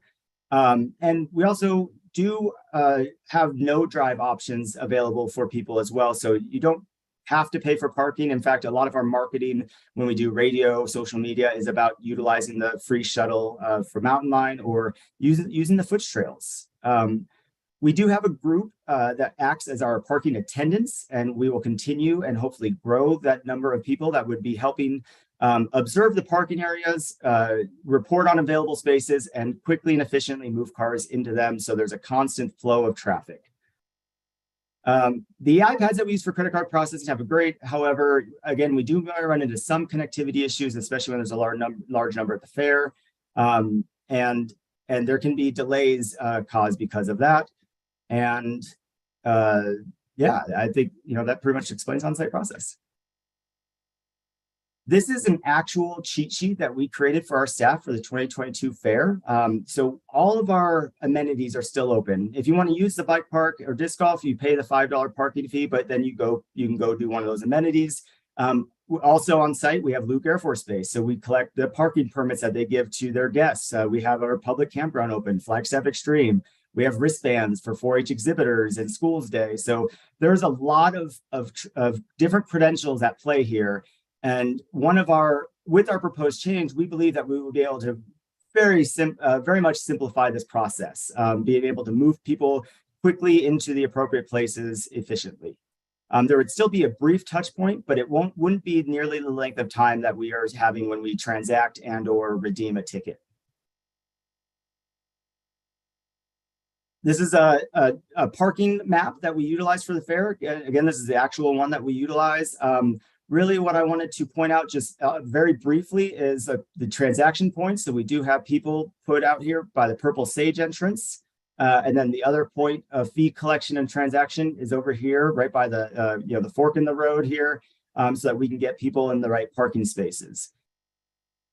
And here is where the fairgrounds is. Here's where everybody else is during the event.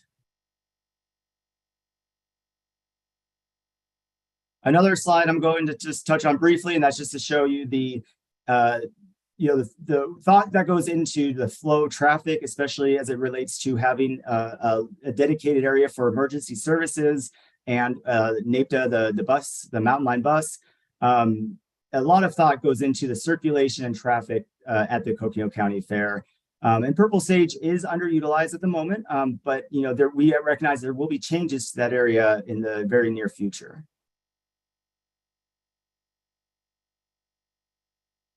Again, one of our main goals is to increase the efficiency in our reconciliation in our money room. We want tighter financial controls, less cash handling, less volume for both our staff and the money room reconciliation team. There's a constant transference of money throughout the day. And so we have, in that money room, we are reconciling admissions as well as parking, as well as our front desk. And there's a lot of staff, a lot of moving parts coming in and out of that building throughout the day with money drops and the like. By removing the parking staff that collects money, the money room will have far fewer staff to manage, and less cash will be handled without having to make all those banks and reconcile all the staff. So tighter financial controls is one of our main goals here. And just real quick, the finance department actually helped us in the 2022 fair. And independent of this process, in their notes to the department about how to improve operations, it was one of their recommendations as well to eliminate the parking fee and work that into admissions in order to simplify and make the money reconciliation room run a lot smoother. Again, safety concerns is one of the other driving forces behind this. Safety of staff and public on the road systems. Currently, again, we already sacrifice revenue in order to address the safety concerns and get people moved into the park were it to back up onto the 89A or the I-17. And for many of our staff, this is the most important consideration and factor for this fee update. And it's also about the staff that are out there in those kind of isolated-ish areas where they could be vulnerable for something. And we want to make sure that everybody feels safe and comfortable while they are working and attending the Coconino County Fair. And one more point on this is, as we know that the 17 is 65 miles per hour. If and when backups occur, taking that from a 2-lane highway to a 1-lane, that is just we believe that could be an issue with people trying to stop rather rapidly, potentially causing incidents. If we were to retain the parking fee, which is always an option, we have talked about ways to enhance our parking operations, such as potentially renting a cell tower on wheels, a cow tower, possibly at some cost, so that we can have a more reliable connection and have better transaction times, quicker transaction times. Again, Purple Sage is underutilized. How do we increase the use of Purple Sage, get a greater use out of that through signage and marketing? Possibly adding a transaction point a little bit further into the fairgrounds and working kind of like Chick-fil-A, where you got people trying to work up and down and trying to keep everything straight and keep everything moving. So we are interested in increasing the flow of operation as well. It is something we have discussed and put some time and effort into trying to come up with some ideas to improve that. And of course, the incentivizing and special marketing for those no drive options. I don't think the tractor is a no drive option, but I like that picture of the tractors. We did hold our 60-day public input process through that. And before we got there, so we had presentations to our fair superintendents. They're the ones who run the exhibit barns for the fair. We presented twice to the County Parks and Rec Commission. And this is now our second presentation to you, the County Board of Supervisors. We did send correspondence to exhibitors. We promoted the changes through our communication channels, including our website, social media. We put out public service announcements and advertised our 2 public presentations that we did in March that were held both virtually and in person. Through that process, we did not have any attendees at either presentation, County Manager Peru aside. I did get a nice conversation with Mr. Peru. We did not receive any emails or form submissions directly to the department through those channels that we promoted. We did receive an email from Mountain Line just with a concern regarding possibly disincentivizing the shuttle service by having free parking. Staff did meet with Mountain Line to discuss that and recommitted. Our goal all along was to keep the shuttle service and to try to help it grow in any way we can. We've talked about vouchers or incentives in regard to food, beverage, or games. A special line, if you ride the shuttle, you come in a little bit quicker. We've talked about maybe adding another location. We had one at King Street that I think would be great to bring back. Potentially one over by the mall would be a wonderful addition. Maybe even having something with the electric bus, making it a whole experience. So we definitely value our relationship with Mountain Line and would want to keep and again grow the ridership for our shuttle, for the free shuttle provided by Mountain Line. The comments that we heard from others, so at the superintendents in January, you've already heard these comments, but just as a refresher, they were in favor of the change. From their perspective, they felt it was a reasonable price to include. There was concern on the number of cars, which is something else we did hear is, does the parking have capacity? And as I showed you briefly on that map, we park people everywhere. And typically there is a come and go at the fair. So, we have not hit that capacity to where we feel like we cannot park anymore. In 2022, we did park people in and around the grandstands for the first time. The Demolition Derby had canceled the 2021 and 22 event. And it was fortuitous because we needed that parking every inch of it. So we have not hit that capacity at parking just yet. From the Parks and Recreation Commission, what we heard from them is the concern on losing that parking revenue. Does the cost outweigh the benefits, or the benefits outweigh the cost? And we have heard that there might be some concerns from the Board of Supervisors as well on the loss of revenue and possibly reimposing that fee if we decide to remove it through this process. There was consideration on technology, which we do try to utilize as best to our ability. And so, again, these were just some of the comments from the Parks and Recreation Commission. And I will say, after the last presentation, the one that I gave to you today, when we did that for the commission last Thursday, there was one commissioner who was he was swayed a little bit more on the fence. He got a better understanding of what goes into parking operations, and it did have him pause and think. And really, it is a tough decision. We understand that it's a tough decision for us as well. But here we are, and here we are for your consideration. So we have a few options at play today. We could, for your consideration, implementing all the proposed fee changes. So those would be the admission fee changes and the parking change for the FY24 fair, with the youth fee coming in FY25. We could also look at implementing all the changes and leave parking where it's at. And so that it would still see the youth change in FY25. The only difference in that one is parking. We could also not implement any of the proposed changes and keep things as is, and try to work through other improvements and other ways to address some of the concerns. And that is what I have for you today. And this time I'm going to stop sharing my screen on time. All right. Thank you, Ricky. As always, really appreciate. We know your passion for the fair, and appreciate your enthusiasm and all the hard work for the Coconino County Fair. So it's great to hear you, and appreciate the updated information. And Cynthia, do you have anything further you'd like to add?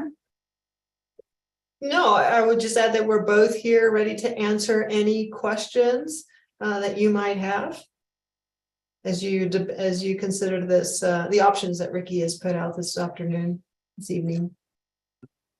So any other comments from members of the board? Now's the time, if you have some preliminary questions, then if not, we'll open it up to members of the public and see what their comments and questions are.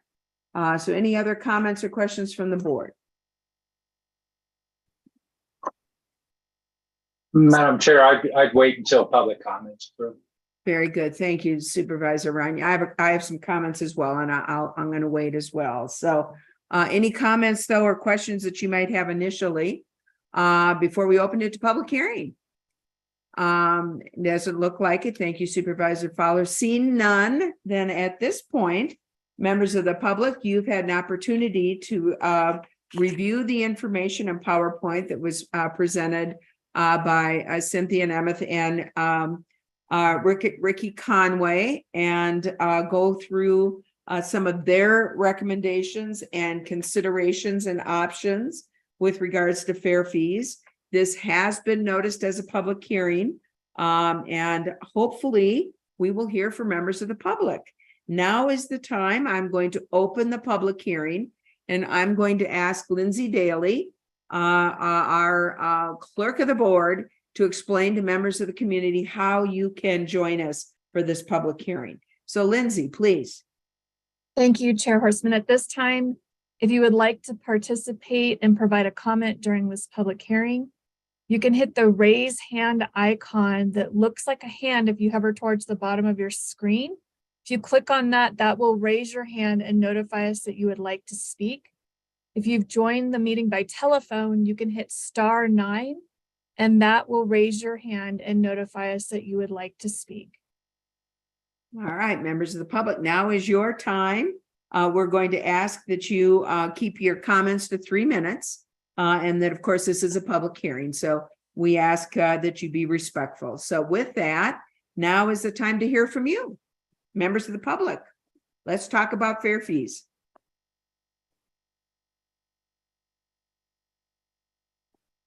And there are no hands raised, Chair Horstman. Boy, I tell you, you've got these long lines to get in for the fair. You'd think they'd want to be heard. Members of the public, this is the last call for our public hearing on fair fees.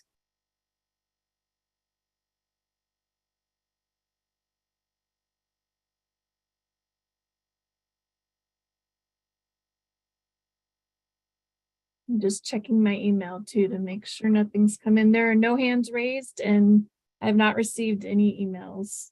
Oh, very good. And just for the record, the only email I have is from Mountain Lion, from Heather. And it is basically regarding the proposed fees and with regards to the parking fee. Is there any other letters that we received? So that was one, and just for members of the public, she basically was talking about the giving fair attendees saving $5 on the parking fee, and they basically, and I'm just summarizing because this is part of the record, is that there were some concerns that this would act as a taking away the parking fee would act as a disincentive, if you will, for fairgoers to utilize Mountain Lion service. And it goes into greater detail than that. And I think Ricky also referred to that in his comments earlier. So those are the only comments I've seen. It sounds like those are the only comments that we have received via the email. So I am going to, at this time, close the public hearing. And I am now going to ask the board members if they have some questions or comments. Supervisor Ryan. Thanks, Madam Chair. And, first and foremost, I think the analysis of this recommendations, there was a lot of hard work put into it. Appreciate it, Ricky, and all the people that commented and those that you worked with. So really good with that. And I understand, when you guys are dealing with the fair, it's almost overwhelming. There are so many things going on. And we have the issue associated with the highway and how it queues up back into the highway, which, I'm really struggling with this because I'm reticent in a couple of ways. The parking fee could be used to help with improving the park enhancements. It's not like we have huge revenue shares that come into the park. And how do we get to a point of bringing money back into the park? The other piece of it, as I had discussed during our master planning piece, is, I really think that we need to do a full scoping of parking throughout the year, whether it's, when do we offer it free, when do we not offer it free, and then different events. We have different, I'm watching in the past where we had nonprofits that we didn't even know that were collecting the fee for their own nonprofit rather than, is it getting back to the park, and how did that end up happening? That's what we did in the mid 90s when we did a master plan. Part of the problem we ran into is that we had so many special interests that were focused in doing their thing in the park, but it really was starting to be catered towards the special interests, which were all good in their own certain way, but it was drifting away from being a public park. And we really wanted to refocus. Let's bring it back to, this is a park for the public. What do we do and how do we do it? And so going back to the parking fee, even so, we still need money to be able to pay for bathrooms or improving the parking. And so what's the best way? As I understand, we haven't really done a full analysis of opportunities and compromise in a broader sense. And it really comes back to the special events. Well, you guys are cranking people at that time, and you're worried about the queuing, and we don't want to see the safety issue. I'm not so sure we've fully explored our options, and maybe you have, and we just haven't heard how you went through trial and error associated with it. But a piece that we're running into is you're saying we haven't used up the parking, and yet we're getting the backups that are occurring. I go to other events, and you hit a certain point, they shut down parking. It could be based on safety and give an option for another lot, and where we have an alternative to have transit hooked up to the lots. How far have we explored that type of concept? That, we charge a fee up to a certain point, we hit a certain safety issue, we turn people around. You got to you can have signage, however you do it. I've seen it where they crank people over to the next parking lot. No, you got to keep going. You got to keep going, parking over, and you might have signage, et cetera, that gets you to the next area, which may, we were using NAU as a default, and where our transit is set up, and how that's organized. So once you withdraw it, it's hard to bring it back on. It doesn't mean we can't go in that direction, but it really is difficult in trying to do it.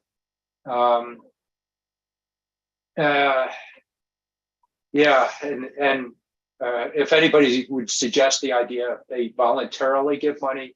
I remember working at the Arboretum, and we had this suggestion of people just volunteer and give money. Nobody gave money. We eventually had to take a look at it and say, we need to pay for it. We also did the same thing down in Forest Lakes when we were talking about trying to keep the transfer station open. And we had a survey, and everybody said, yes, we'd be willing to pay a fee. So when it came time to pay the annual fee, they didn't do that.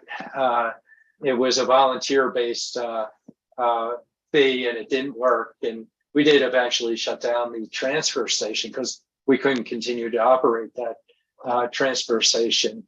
So there's a certain point that I don't want to get into exploiting. We want to make it accessible to people, but we also need to be able to carry the impacts that come in associated with the activity. And parking is one, not only for the fair, but other areas that we really need to do an analysis on and come back with recommendations. Maybe some days you have it for free, other days you don't. Special events up to a point, but you channel it elsewhere. I'm not going to sit here and outline how it should be done, but there are pieces that I think we really need to start to. I'm seeing you making a huge recommendation. That's a big change, and that's great. That's kind of what I'm looking at. Is we need to look at other options available. I'm going to hold off. I want to hear the rest of the board's discussion. I'm reticent on giving up the fee. I'm not fully there in saying, well, at least temporarily. But I want to hear the rest of the board's discussion before we end up voting on this. Thanks, Madam Chair. Yeah, thanks, Supervisor Ryan. And I'm going to just jump in because I agree with a lot of what you've said. And first, I want to make it very clear. I so appreciate the work that's been done by Parks and Rec, Cynthia and Ricky. You guys, you are unsung heroes many times for us here in Coconino County, and the work that you do for our community. So I want to make that very clear. And I want to also state that I am convinced from the information you have presented about the recommendation for the fair fees and the need to do the slight increase for the fair fees. I think that's totally in line with other fairs and to be expected given the costs of basically operating of our fair and really being able to get some money, hopefully sometime, to even expand and make it a little bit better and nicer for our fair goers. And like Supervisor Ryan, I'm very concerned about waiving the parking fee. And for some of the same reasons and some different reasons that he's indicated.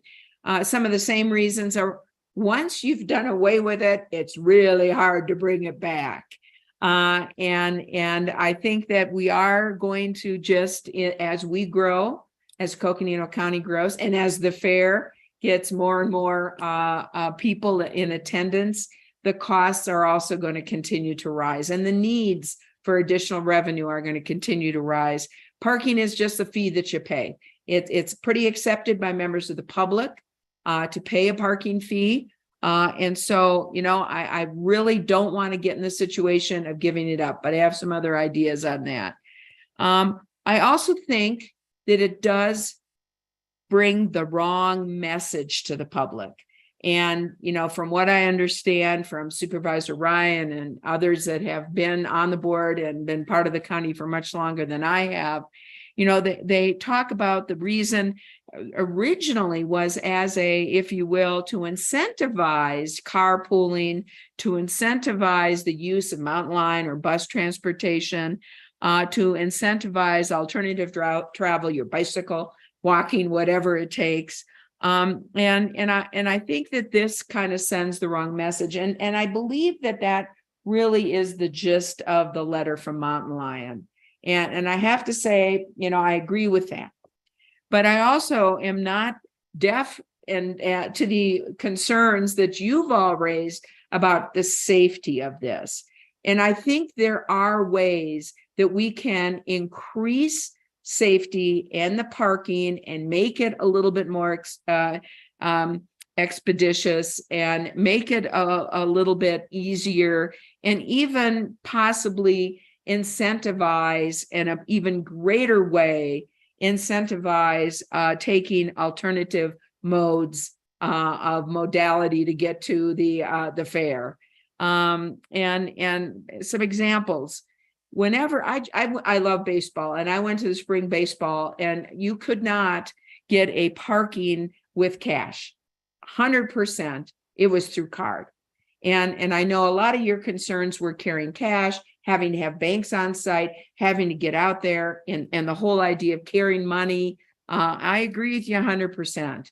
And I think it's because of that many of sporting events have gone to card only. The other that they have gone to is if you prepay your parking, and if you prepay your parking, it's less. They've incentivized a reason to prepay, and you even got priority parking. So you could have a line for those that did not prepay, which hopefully would be a nice short line, and have priority parking. And those that have, in fact, are there to pay for parking, they're in a longer line. And I understand that it's more staffing, but quite frankly, you're going to need staffing out there anyway, whether it's for pay or not for pay. And I get the idea that paid parking is obviously going to take more staff. I understand what Supervisor Ryan is saying in terms of working with other nonprofits. I don't think we have to decide that tonight. I think what really we need to decide tonight are the fees, although I really would love to have that discussion and would love to hear more from Supervisor Ryan and all of you about possible other ways to do staffing. You know, I know that backup is going to happen no matter what we do. I know we want to try to do what we can to alleviate that, to get people out there to get their turkey leg and to get on those rides as quickly as they can.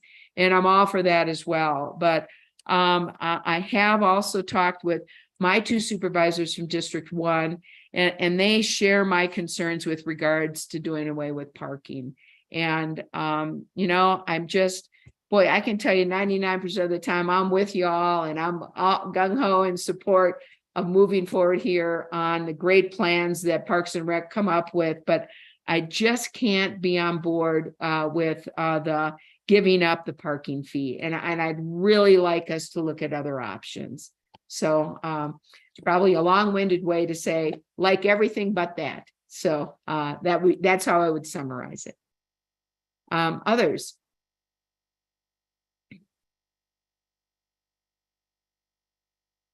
Vice Chair or Supervisor Fowler? Yes, thank you. Thank you, Madam Chair. Thank you for the proposal and thank you for all your work. I know that it's a lot of work just to put this together and then advertise to the community or inform them and have these important information sessions. So I really appreciate you all doing that. You always do such a great job. It's always so thoughtful and trying to make sure that everything's good with the community.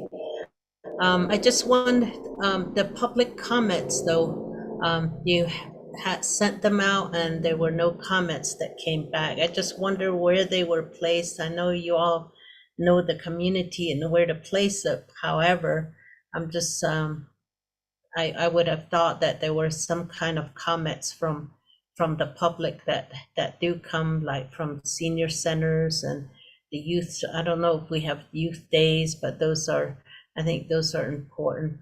But I think the increasing the fee is okay. I think that's reasonable. I think that is good. But the parking, I'm in the same situation. I was thinking about this new development is coming in. We have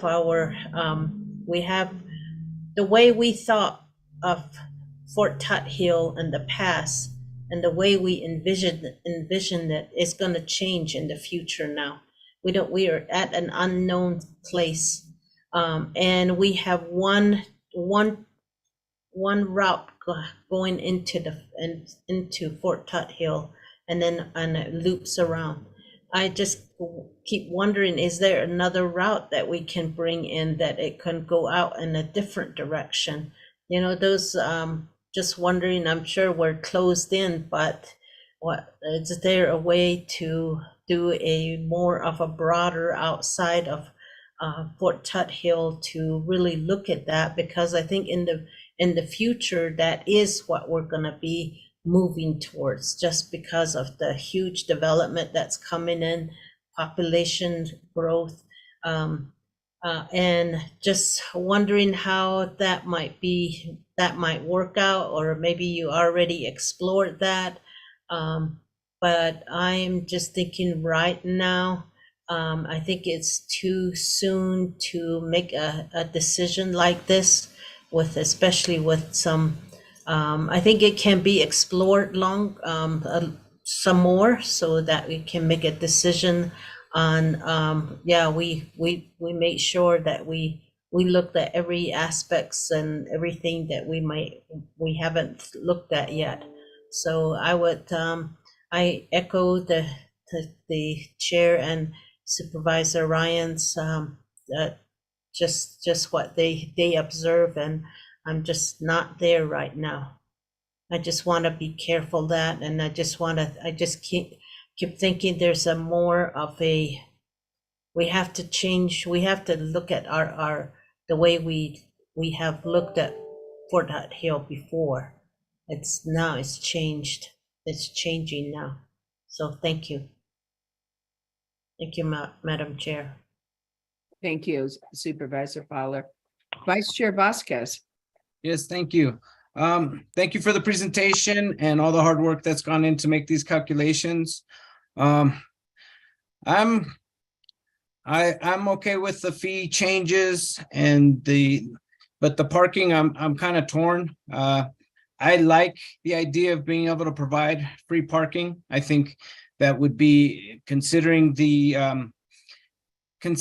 increase in fees, it would provide more money in the pocket of the fairgoers to spend in the fair. But I also hear the concern about once you take something away, it's really hard to put back. And so I would like to hear more on some alternatives that we could possibly do. Maybe a lower fee for parking to help make the bite a little less, but without actually removing the full fee. Maybe some kind of incentive for public transportation. That's a concern of mine as well, that if we do make free parking, no one will use the shuttle anymore unless they absolutely have to. So if there was a way that we could incorporate that in to really incentivize, if we were to remove parking, to incentivize being using public transportation. But I do like the idea of the prepaying parking and possibly only putting a section that could be free on the far out reaches of the campus. So that way, you have a little bit of both. If you want premium parking, you pay and not walk very far, you pay for it. And if you want to walk a little bit, then we have some free parking for you available. So I'm just wondering if there's a way to do this where it's not all or nothing. And I'm referring specifically to the parking fees. I think based on, just costs across the board, we need to increase fare fees. But on the part of the parking, I think maybe there's some way that we can find some kind of compromise that provides some paid parking, but provides those kind of options of either incentives that allow for free parking, or a distance piece where it's like, okay, you can get free parking, but it's going to be over here, or and then see what can be done from there. So that's kind of where I'm at with this. On principle, I like the idea of the free fare. But one thing that I hadn't considered until right now, until one of my colleagues mentioned it, is the impact of the future hospital development in that area. Because if we have free parking, then guess what? When there's overflow at the hospital, guess where they're going to park? At our fairgrounds. And so, that's some a consideration that I hadn't had until tonight. And so again, like I said, I think we want to have maybe, like as was mentioned before, that premium parking space that you pay free fare, and then if you want to come in and try to find some parking, there's a lesser area that's further away that has that available, that doesn't impact the flow into the park as well, because I know that's a concern, getting people in and out, because you don't just have people coming and trying to park, you also have parents, I am one of them, who dropping off their kids at the fair and then coming back into picking them up when they're teenagers, and so there's factors in there that we have to figure out how we can get that flow to go, so that it's not log jamming and backing things up and creating safety concerns.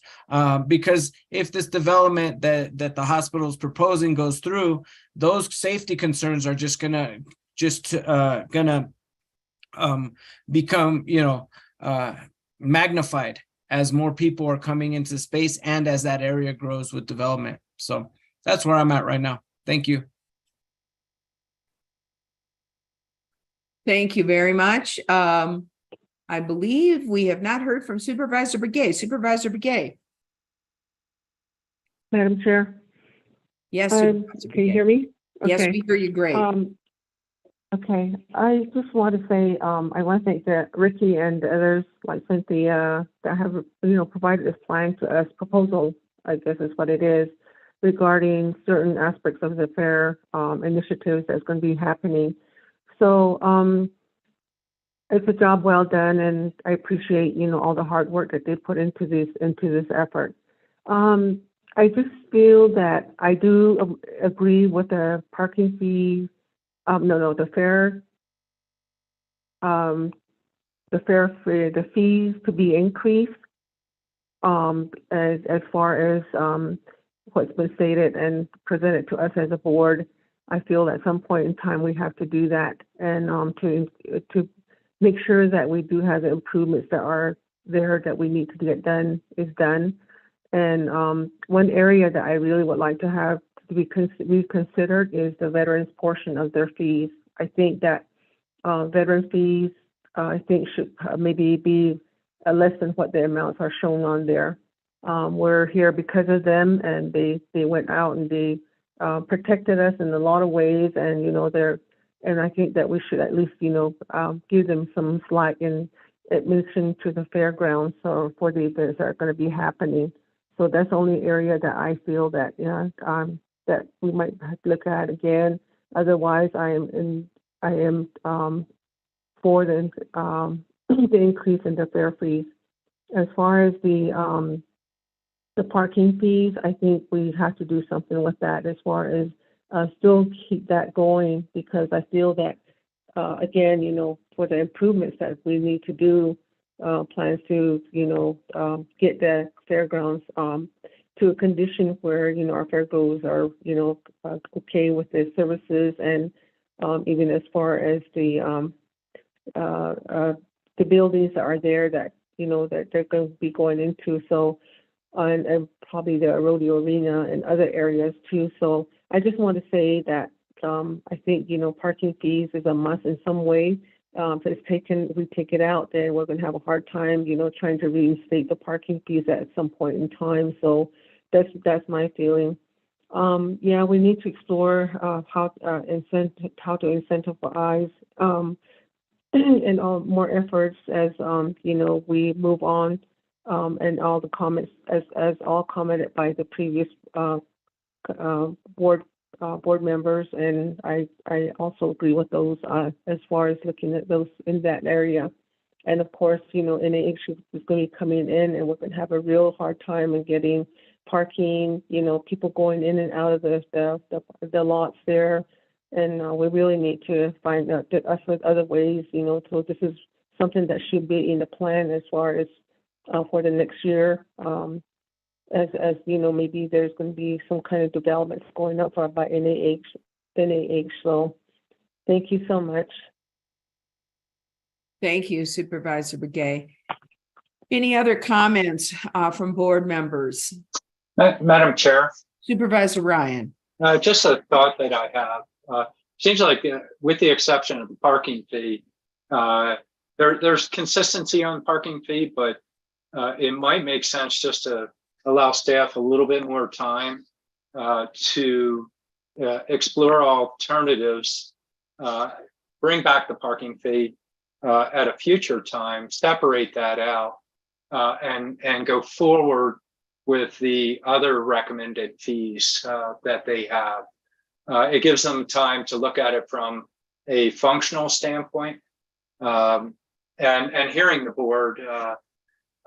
They still need to bring the feedback, and then we have that potential of seeing if they have recommendations that resolve some of the pieces. They're not going to resolve all of them, and that's just a thought, Madam Chair.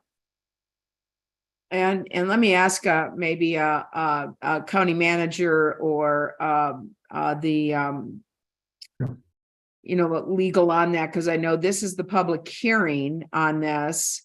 And, I think what I'm hearing, Supervisor Ryan, your suggestion would be that we go forward on the fair fees and remove from that discussion on parking and make that decision at a later date.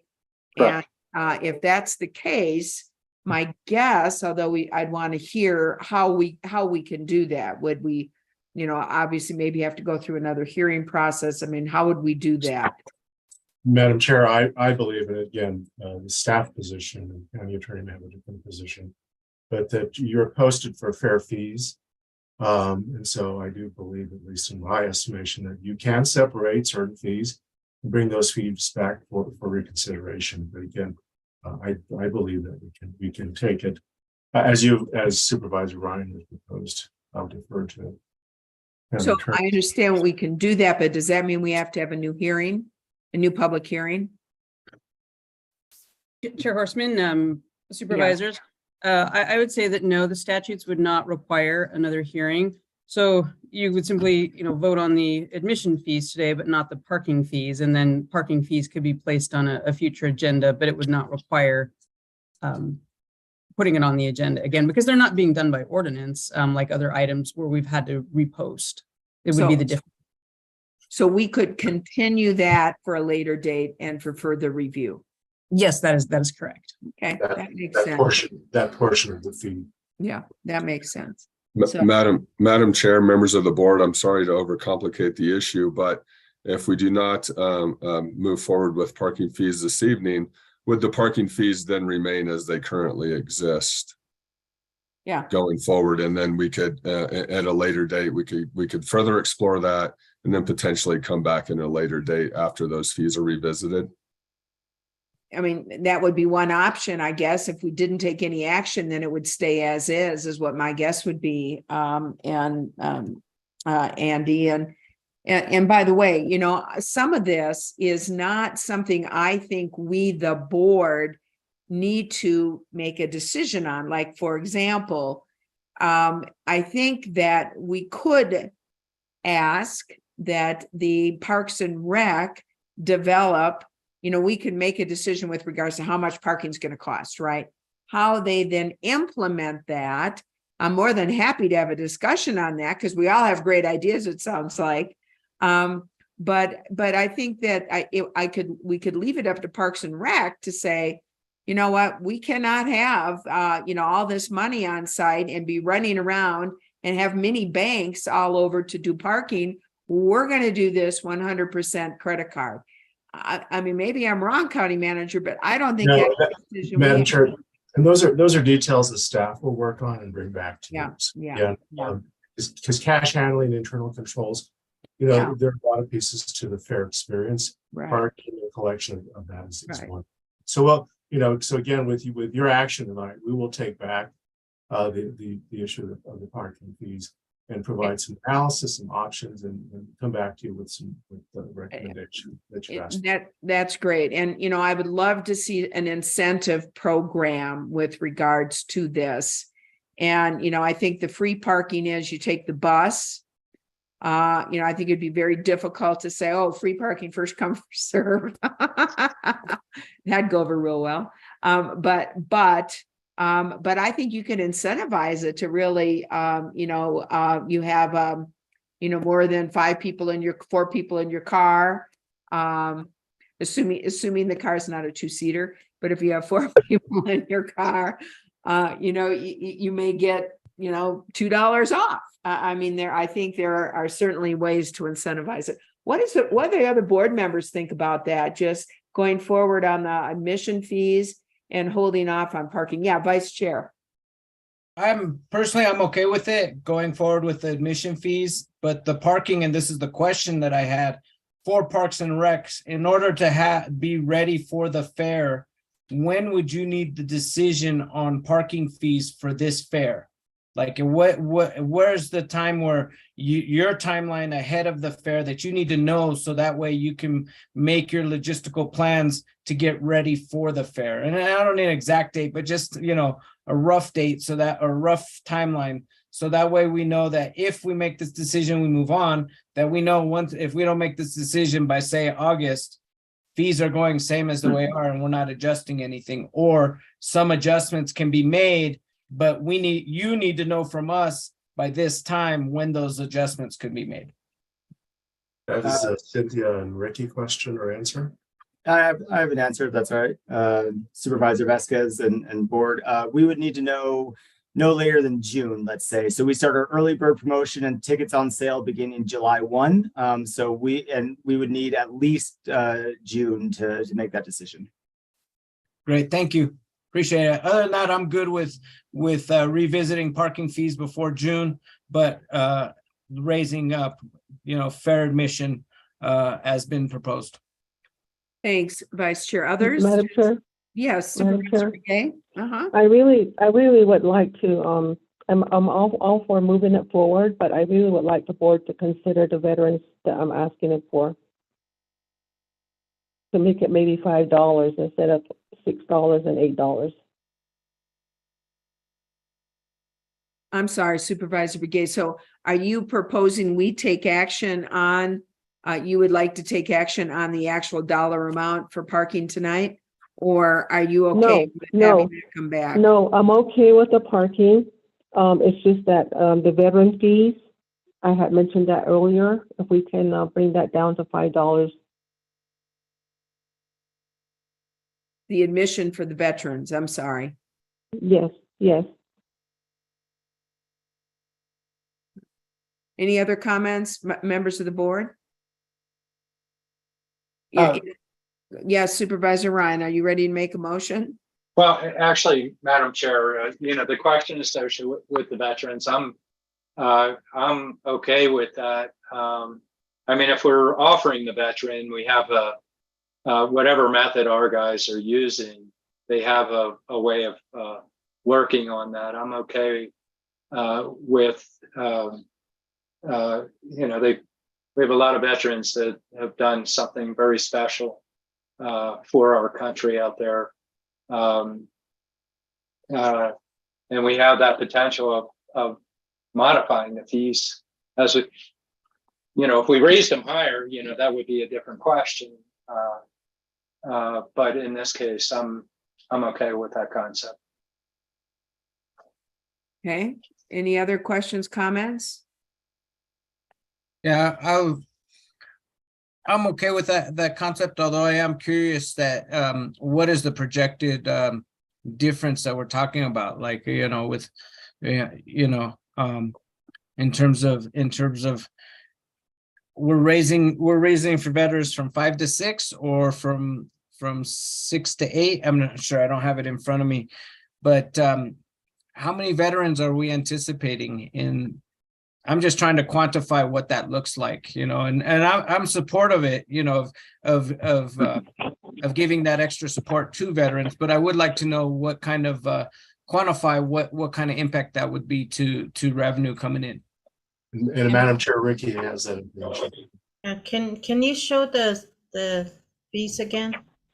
The entry fees? If I may, Chair and members of the board, we sold 600 veteran military tickets at the 2022 fair at $7 a piece. So what is being proposed is actually a reduction of $2 for the military veterans. And again, we sold 600 of those tickets in 2022. Okay, well then, there you go.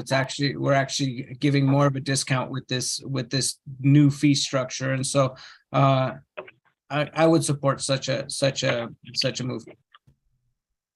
Madam Chair, Supervisor Fowler asked for the fee schedule to be projected again, because we do have the slide that shows the fee schedule just for the Thank you. reference for the board. That'd So be Ricky, good. can you project the 24 projected that shows the number of, or excuse me, the ticket price and the revenue from that?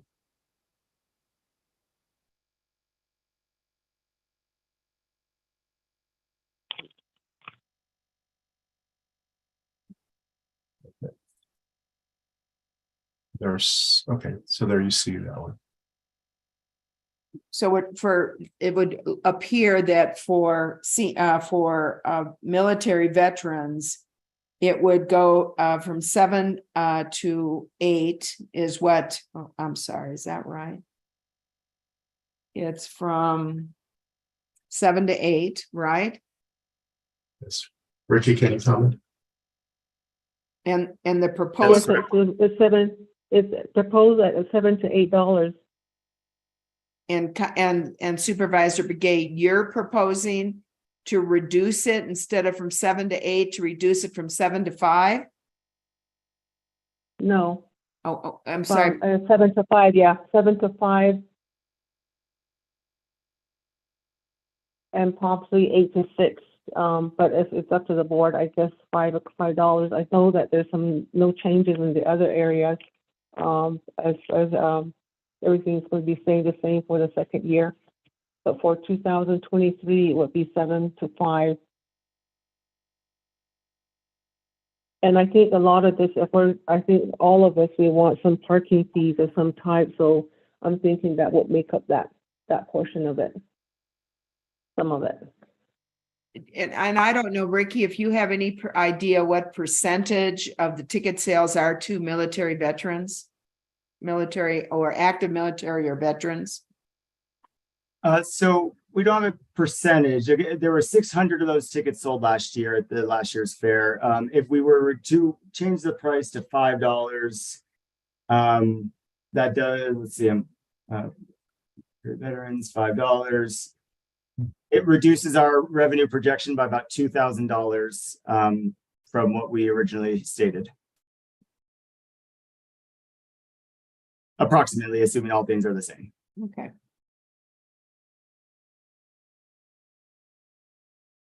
But if we are keeping parking revenue, then, that would be, those numbers haven't really been projected fully. All right. Madam Chair. Supervisor Ryan? Unless there's further comment, I'd be ready to make a motion. That would be great. entertain a motion. Madam Chair, I move that we approve the admissions fees as recommended, with the exception of the military veterans fee, changing that to $5, and removing parking to be brought back at a future date.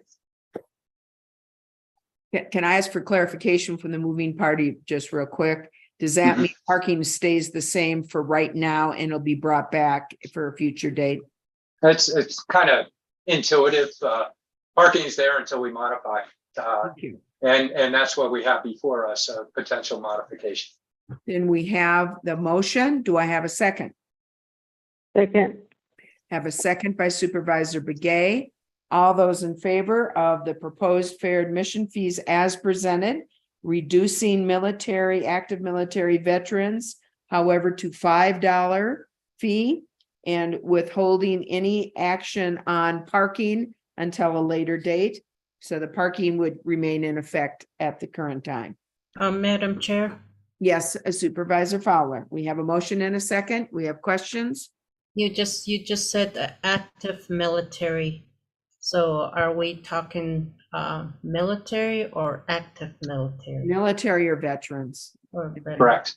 Yeah, That- military or veterans. That was my motion. Yeah, Okay, military or veterans. Yes. all right.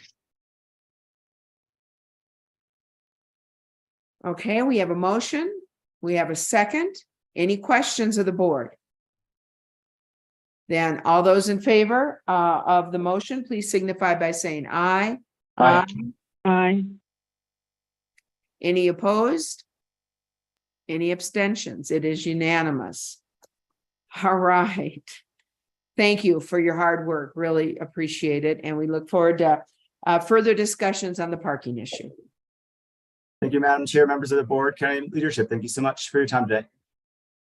Thank you. Thank you very much. Really appreciate it. Have a good night. You too. Okay, members of the board. Moving on, number 19. This is our second public hearing tonight. Number 19 is a public hearing, consideration and possible action to adopt ordinance 2023-05, approving a zone change from the G general 10-acre minimum parcel size zone to the CG 10,000 commercial general on the eastern half, a 6.1 acre portion of a 9.17 acre parcel. The property is located on 28272 North US Highway 89 and is further identified as parcel number 302-02-002.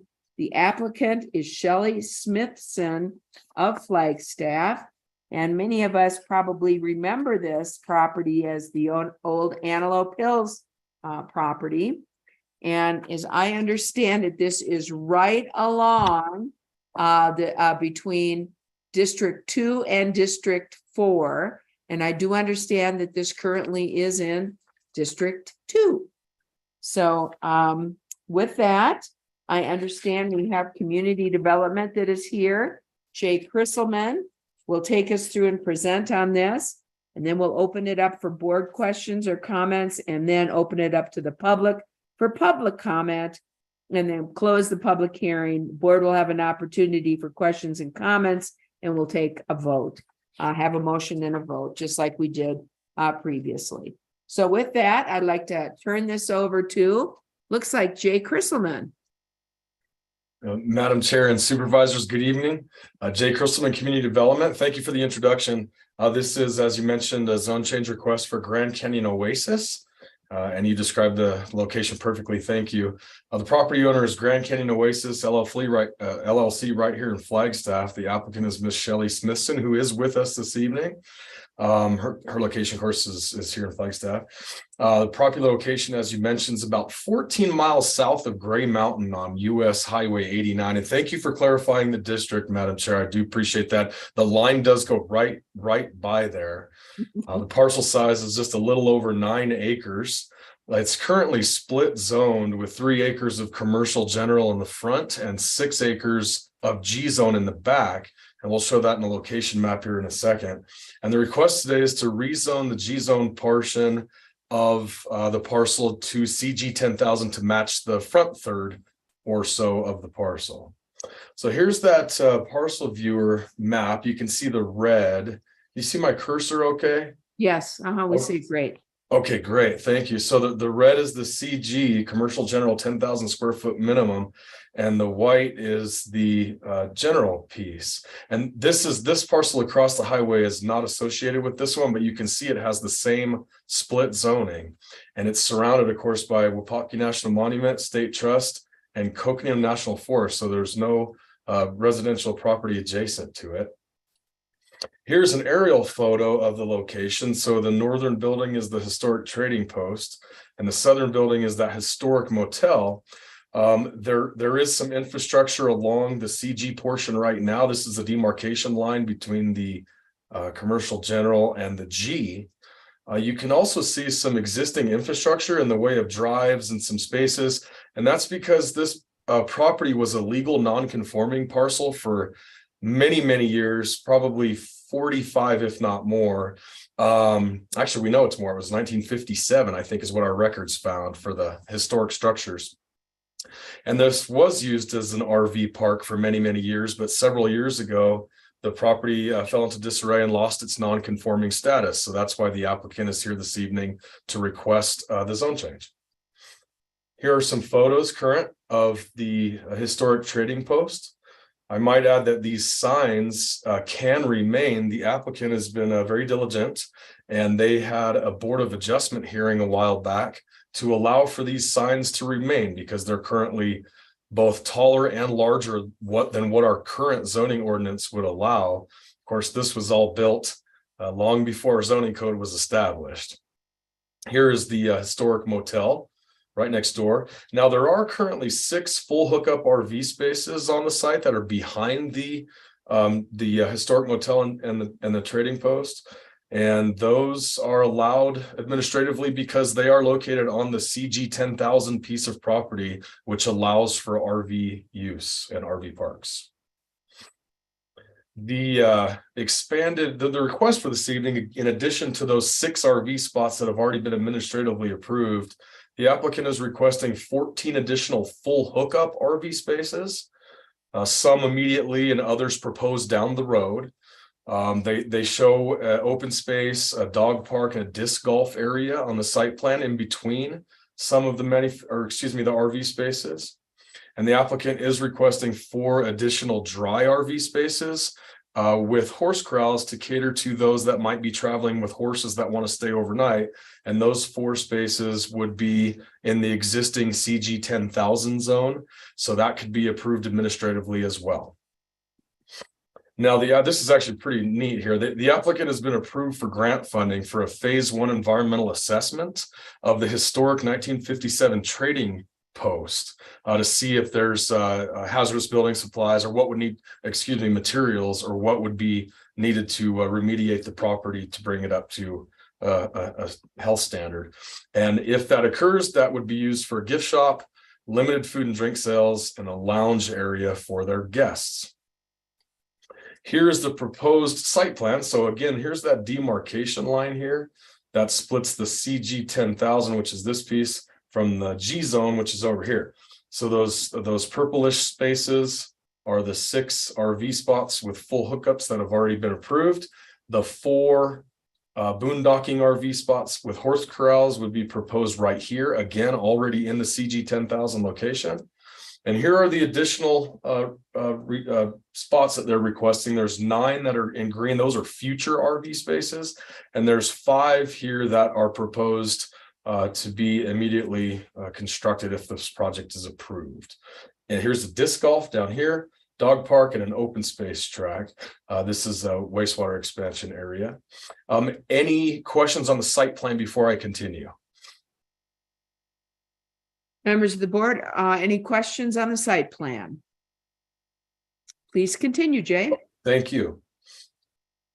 Now, here are the RV park standards in the zoning code that apply to any RV park in a CG zone, a commercial zone, excuse me. So the applicant is only proposing 24 RV spaces in the new CG 10,000 proposed parcel.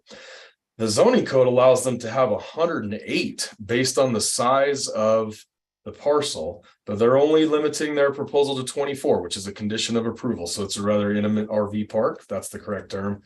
There is direct access currently with an ADOT encroachment permit. There's an Department of Transportation that exists. These two standards in the code are not applicable due to their fact that there's no residential parcels that are adjacent to this proposal. There's a requirement for 10-foot separation between those RV units, and that is being met or exceeded in each case. And within fire district boundaries, there's a requirement to have a Firewise an emergency response plan, and the applicant has contacted Summit Fire and Medical, who has indicated that they would provide that plan. Further staff analysis, again, this is duplicitous here, but that Firewise and emergency response plan might need to be modified as the years go on when they build those additional 9 spots, but that's up to Summit Fire and Medical. Again, the applicant, they already have an ADOT encroachment permit. However, there could be further review required for the additional 24 spaces. However, it is unlikely that few RV spots would require additional ADOT improvements, but again, that is up to the Arizona Department of Transportation. And of course, administratively, if this project gets approved, the applicant would be required to submit a lighting plan that would need to be reviewed and approved by the department, as well as landscaping and signage plans. Those are not part of the land use entitlement stage that we're here for this evening. Now, the applicant did host a citizen participation plan and notified neighbors within 300 feet of the parcel. Only one individual attended and had no comments on the proposed expansion. Compliance with our comprehensive plan. So it does support tourist-related economic development. It does support brownfield remediation, which is convenient because of that EPA grant for the phase 1 assessment that I mentioned that the applicant has already obtained. Supports protection of historic cultural uses. Again, this site was originally developed in 1957. At least that's the best our records can show. And that was long before our zoning code or building codes were ever established. And of course, the comprehensive plan does recommend fire and emergency response plans for these types of uses. So all these items have been met.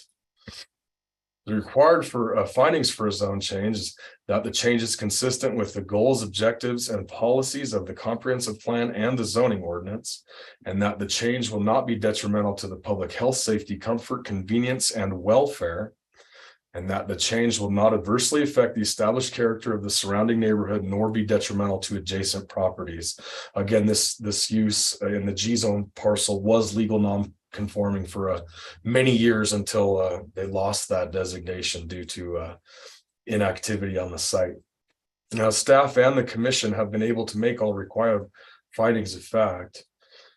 These are the recommended conditions. Now, these are the standard conditions that are always recommended for a campground or an RV park. But I do want to highlight number 1, which is an anomaly to this particular site, is that the max number of units, the 24 in the expanded CG zone, if it gets approved, that's all they're limited to. So that, again, they could have 108 based on the density that the CG zone allows for RV parks, but they're choosing to stick with 24. So there is a condition for compliance with that site plan and the narrative, which is consistent for the 24 new spots.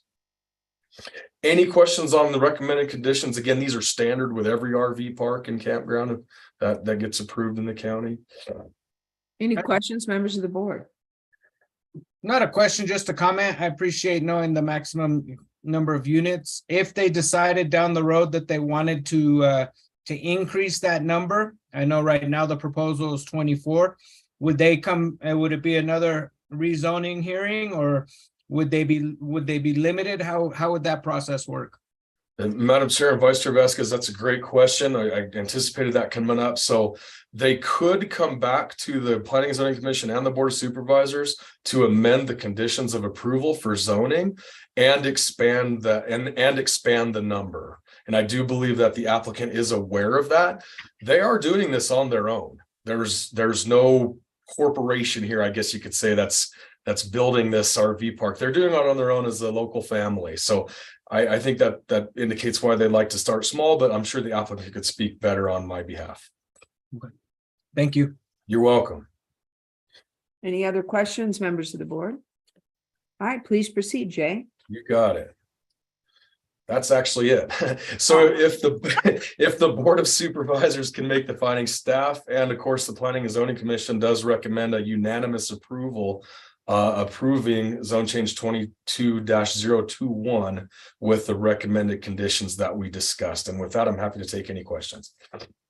All right, thank you, Jay, very much for this. And it looks like an exciting project and proposal for piece of property that's been vacant for a long period of time, and every time you drive by it, it just looks a little bit more rundown every single time you drive by it. So members of the board, any other comments, questions that you may have before I open this up to a public hearing?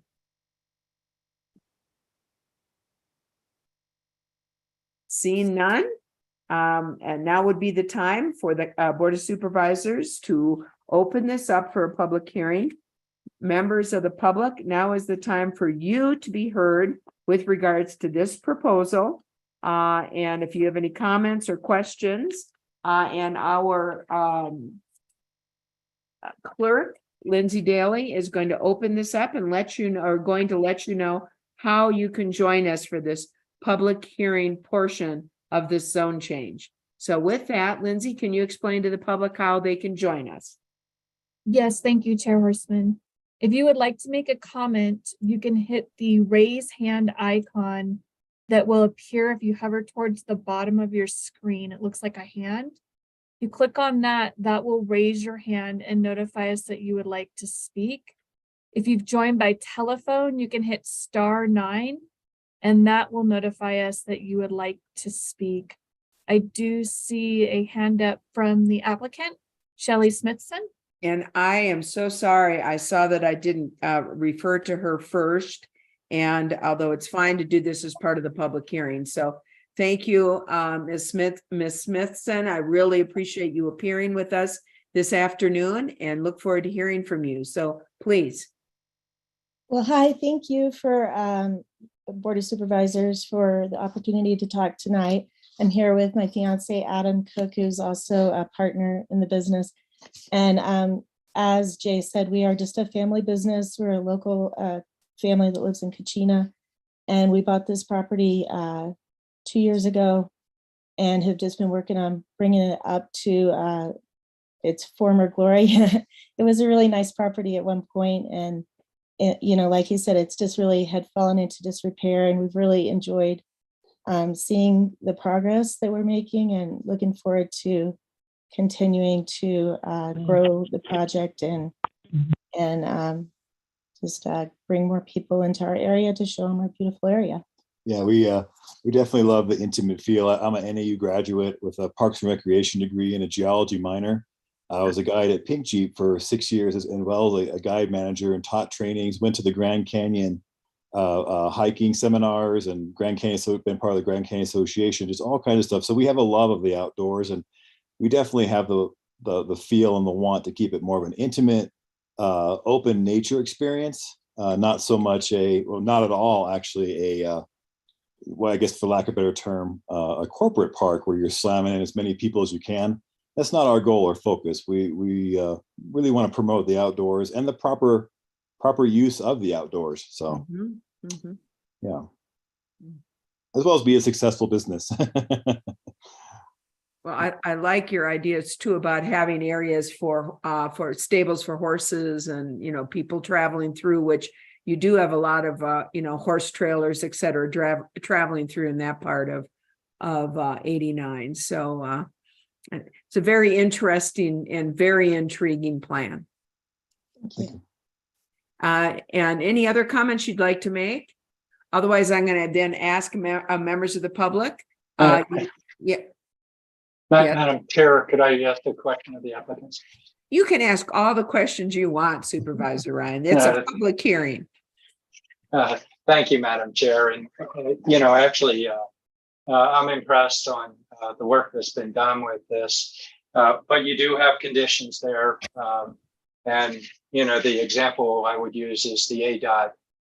It's dependent upon their approval. They may ask for more, they may not. But do you understand the conditions that are proposed by staff, and do you agree to the conditions? Yeah, so in relation to ADOT, we have already approval to do the 11 spaces because that was what's already existing. So at least right now, if we expand, yes, we understand we would have to go back to ADOT. And all the other conditions that we agree to and understand also. All right. Fantastic. Thank you. Mm-hmm. Any other questions of the applicants? Otherwise, they'll be with us and they'll be able to afterward, we close the public hearing as well. But at this point, I again am going to remind members of the public, this is a public hearing. We've heard from the applicant. And if there are some more members of the public that would like to be heard, now is your time. Lindsay, would you mind just saying again how they can join us for a public hearing? Yes, thank you, Chair Horstman. If you would like to make a comment, you can hit the raise hand icon that will appear at the bottom of your hand if you hover with your mouse towards the bottom of the screen. It looks like a hand. So if you click on that, that will raise your hand and notify us that you would like to speak. If you've joined by telephone, you can hit the *9 button on your phone, and that will raise your hand and notify us that you would like to speak. And Jay, if you could stop screen sharing, it may be easier for them to see the raise hand. There we go. Okay. Thank you, Jay. You're welcome. We look forward to hearing from you, members of the public. And at this time, there are no hands raised. All right, we have a second call. Again, we are looking for a rezoning and an interesting plan that's been presented here. We'd love to hear from members of the public on this.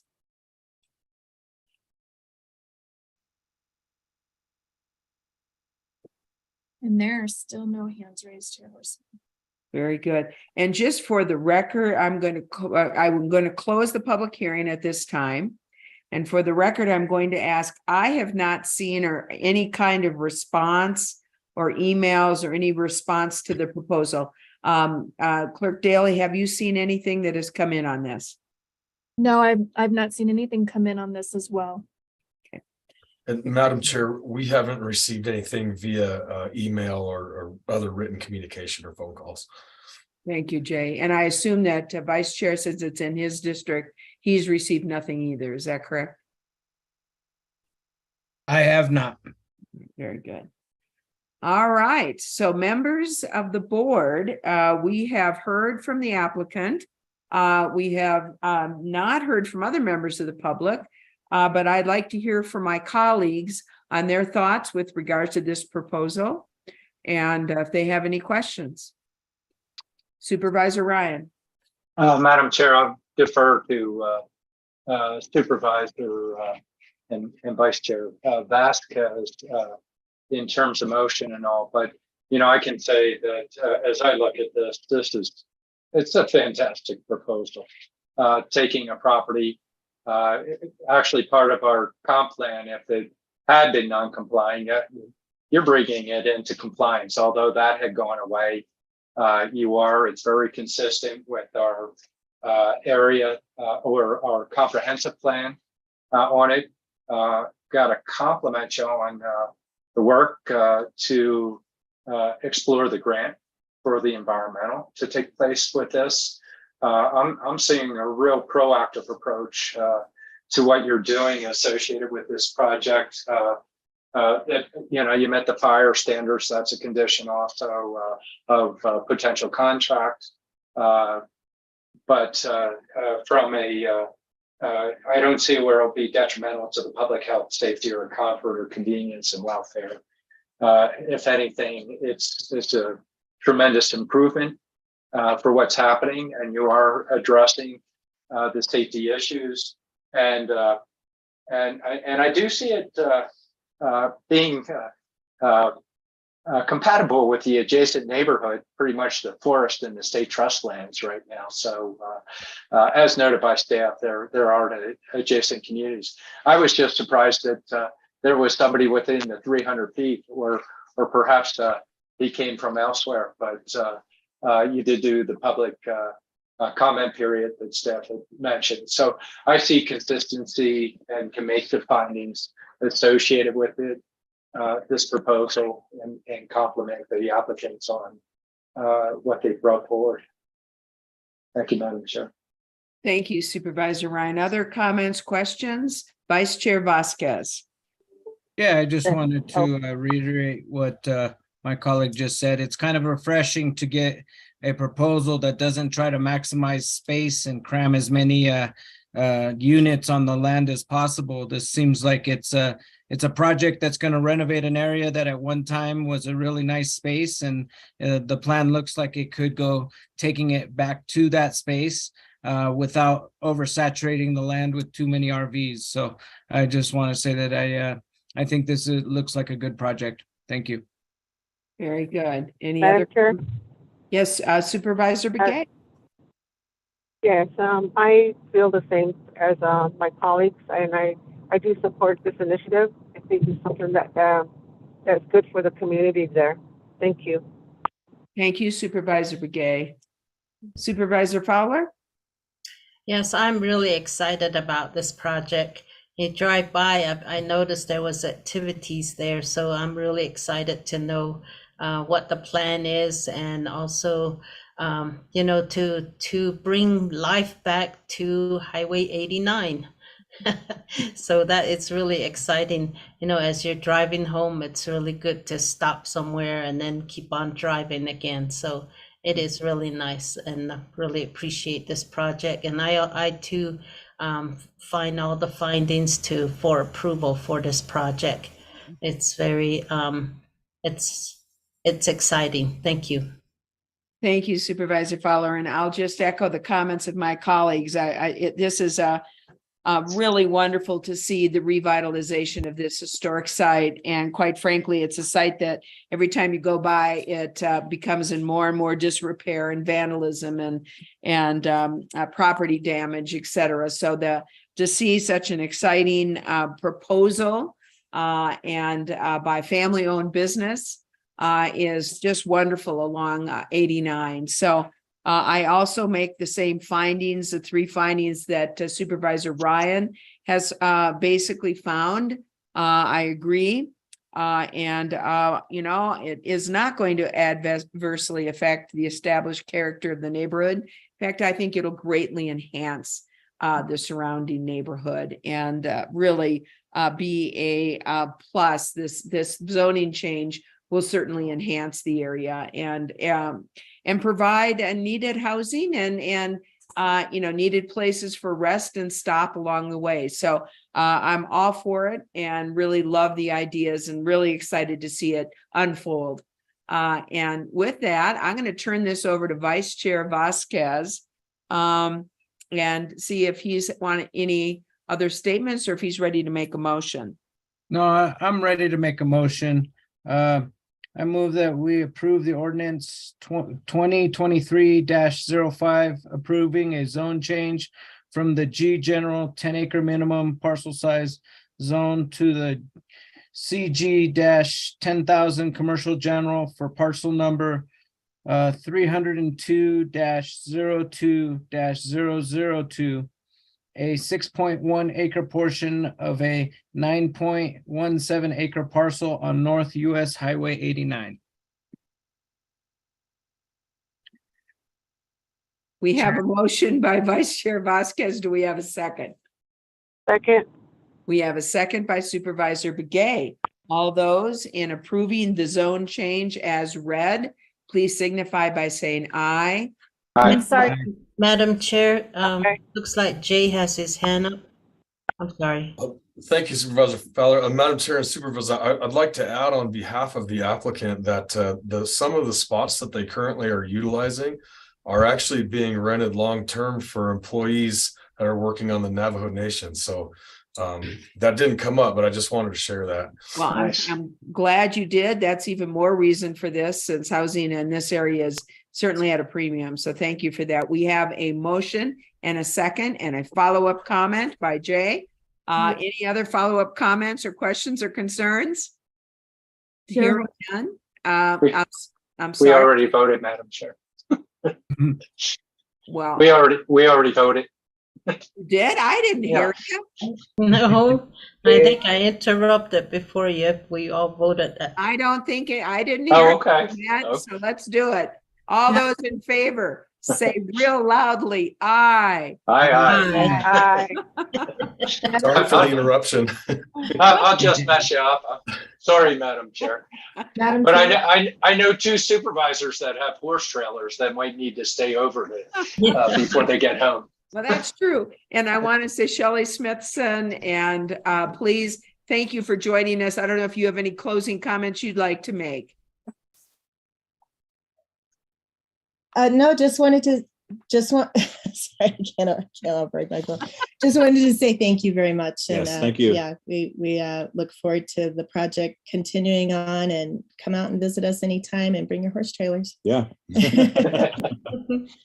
Very good. Thank you. Thank you so Thank much. you. Have a great evening. You too. So- Bye-bye. Madam Chair, this is Val Weber. Can I just interrupt for just 1 second? Oh, sure. Why not? I apologize. In the motion, it didn't include the conditions as recommended by staff. I didn't know if that needed to be, or if you wanted to make another motion to do that. Thank you for bringing that. And I think we should do another motion at this point. Thank you for bringing that to our attention, Val. But I thought the conditions are in the ordinance that we approved, Madam Chair. Yeah, I think Supervisor Ryan have read it. Val, did the motion encompass the resolution, which does in fact include those recommendations and conditions? Okay, I apologize. Sorry No, about that. that's all right. We want to do it right. We really want this to be very successful for Shelley and her family. So are we good? I believe we are. If it is in the resolution, or I didn't have it in front of me, so I didn't look for that. Madam Chairperson, I just reviewed the ordinance, and the conditions are stated in the ordinance itself. So you're fine. Okay, good. So I thank Val, because I was wrong before and embarrassed myself. So it gave me a chance to be right for a change. Thank you, Val. Don't listen to him, Val. So, it has been a long day. I don't know about you all. I am totally and completely exhausted. So it has been one long day. So, but we're almost done. And we're going to end on a high note, because this is in District 1. So this is a public hearing, consideration, and possible adoption of ordinance 2023-06, approving a zone change from the G general 10-acre minimum parcel size zone to the MHP manufactured home park zone for the development of a 62-space manufactured home park and a fire station on a 40.28 acre parcel in the Valley area on State Route 64 in Valley, located approximately 1/2 mile from the intersection of US Highway 180 and State Route 64, and is identified as assessor's parcel number 503-34-006A. The applicant is Ryan Scott of Aspire Fund LLC in Gilbert, Arizona. And I know he's with us tonight. So let's make sure that we promote him to panelist position, or he's supposed to be with us tonight. So if he's out there, if we could please promote him. And with that, I will use the very same procedures that we've used in the last 2 hearings. And I am going to ask Assistant County Development Director Jess McNeely to present on this item. So Jess. Thank you, Madam Chair, and good evening, Madam Chair and supervisors. I'm going to share my screen right now so we can do a PowerPoint presentation. And with that, let's see. I don't think this is in presentation mode yet, is it? It is not. It's in PowerPoint mode. Okay. Well, how about now? Nope, still in PowerPoint mode. Okay. I apologize, and I'm not using my usual my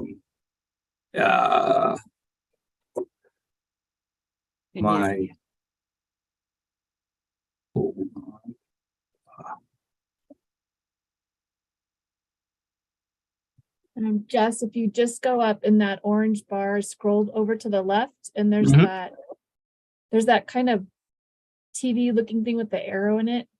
And you click on that. So go on up to that orange bar at the top. Keep going right there. Yeah. Okay. I don't think we've got anything changed yet. I sincerely apologize. And if we can't, I'm going to ask you just to go forward on it as is. Sure.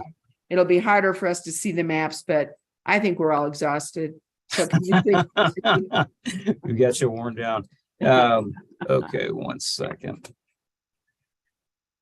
All right. Well, Madam Chair, again, this is the Grand Canyon Tiny Home Village zone change. Actually, that's a title given to it by the applicant. It's actually a zone change from the G general zone 10-acre minimum, as we all know, primarily residential and agricultural use zone, to the MHP manufactured home park zone. That is a specific zoning district in our zoning ordinance and has performance standards within the zoning ordinance for development of manufactured home parks. Please tell me I'm advancing on the slide at least. So we're seeing the next slide. All right. Whew, I got it. As you mentioned, Madam Chair, Ryan Scott of Gilbert, Arizona is our applicant. They do have a representative local from Flagstaff. CD&E Engineering has done the drawings that you've seen in your packet and done the engineering work for them. And as you mentioned, the existing zoning is G general 10-acre minimum, primarily a residential and agricultural zone. And the proposed zoning is MHP manufactured home park. And our parcel size here is 40.28 acres. So the proposed use here with the request is 62 manufactured home sites. These could be developed with manufactured homes or what's referred to often as RV certified tiny homes, as the applicant has given some images of in their presentation. 21 of these 62 sites, so about a third, would be long-term rentals of a manufactured home owned and operated, managed by the applicant. 21, about a third, would be lot lease sites. That's more of your traditional manufactured home park business model where the owner operator has vacant spaces that a manufactured home owner can pull their manufactured home into the space, rent the space, hook up to the utilities on the site. 20, so a little less than the other two, would be short-term rentals owned and operated, managed by the applicant. There would be amenities on this site. They include things like a playground, dog park, pathways, ramadas, things that would make it a little more of a community for the residents at this site. Very interesting part of this request that many people in the community support is there's a proposed fire station on a 0.9 acre portion of the site that would be in the northwest corner of the site.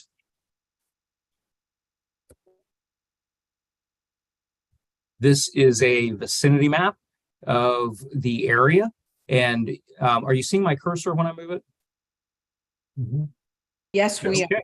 Yes, we Good. are. That's good to know as well. So you can see the subject property highlighted here, labeled as the subject property. It is on the east side of State Route 64. You see State Route 64 running north-south right here. and it is just north of the intersection of where US 180 runs into State Route 64 right here. So this intersection of those two is the commercial intersection we're all familiar with that we drive past when we're heading to the south rim of the Grand Canyon.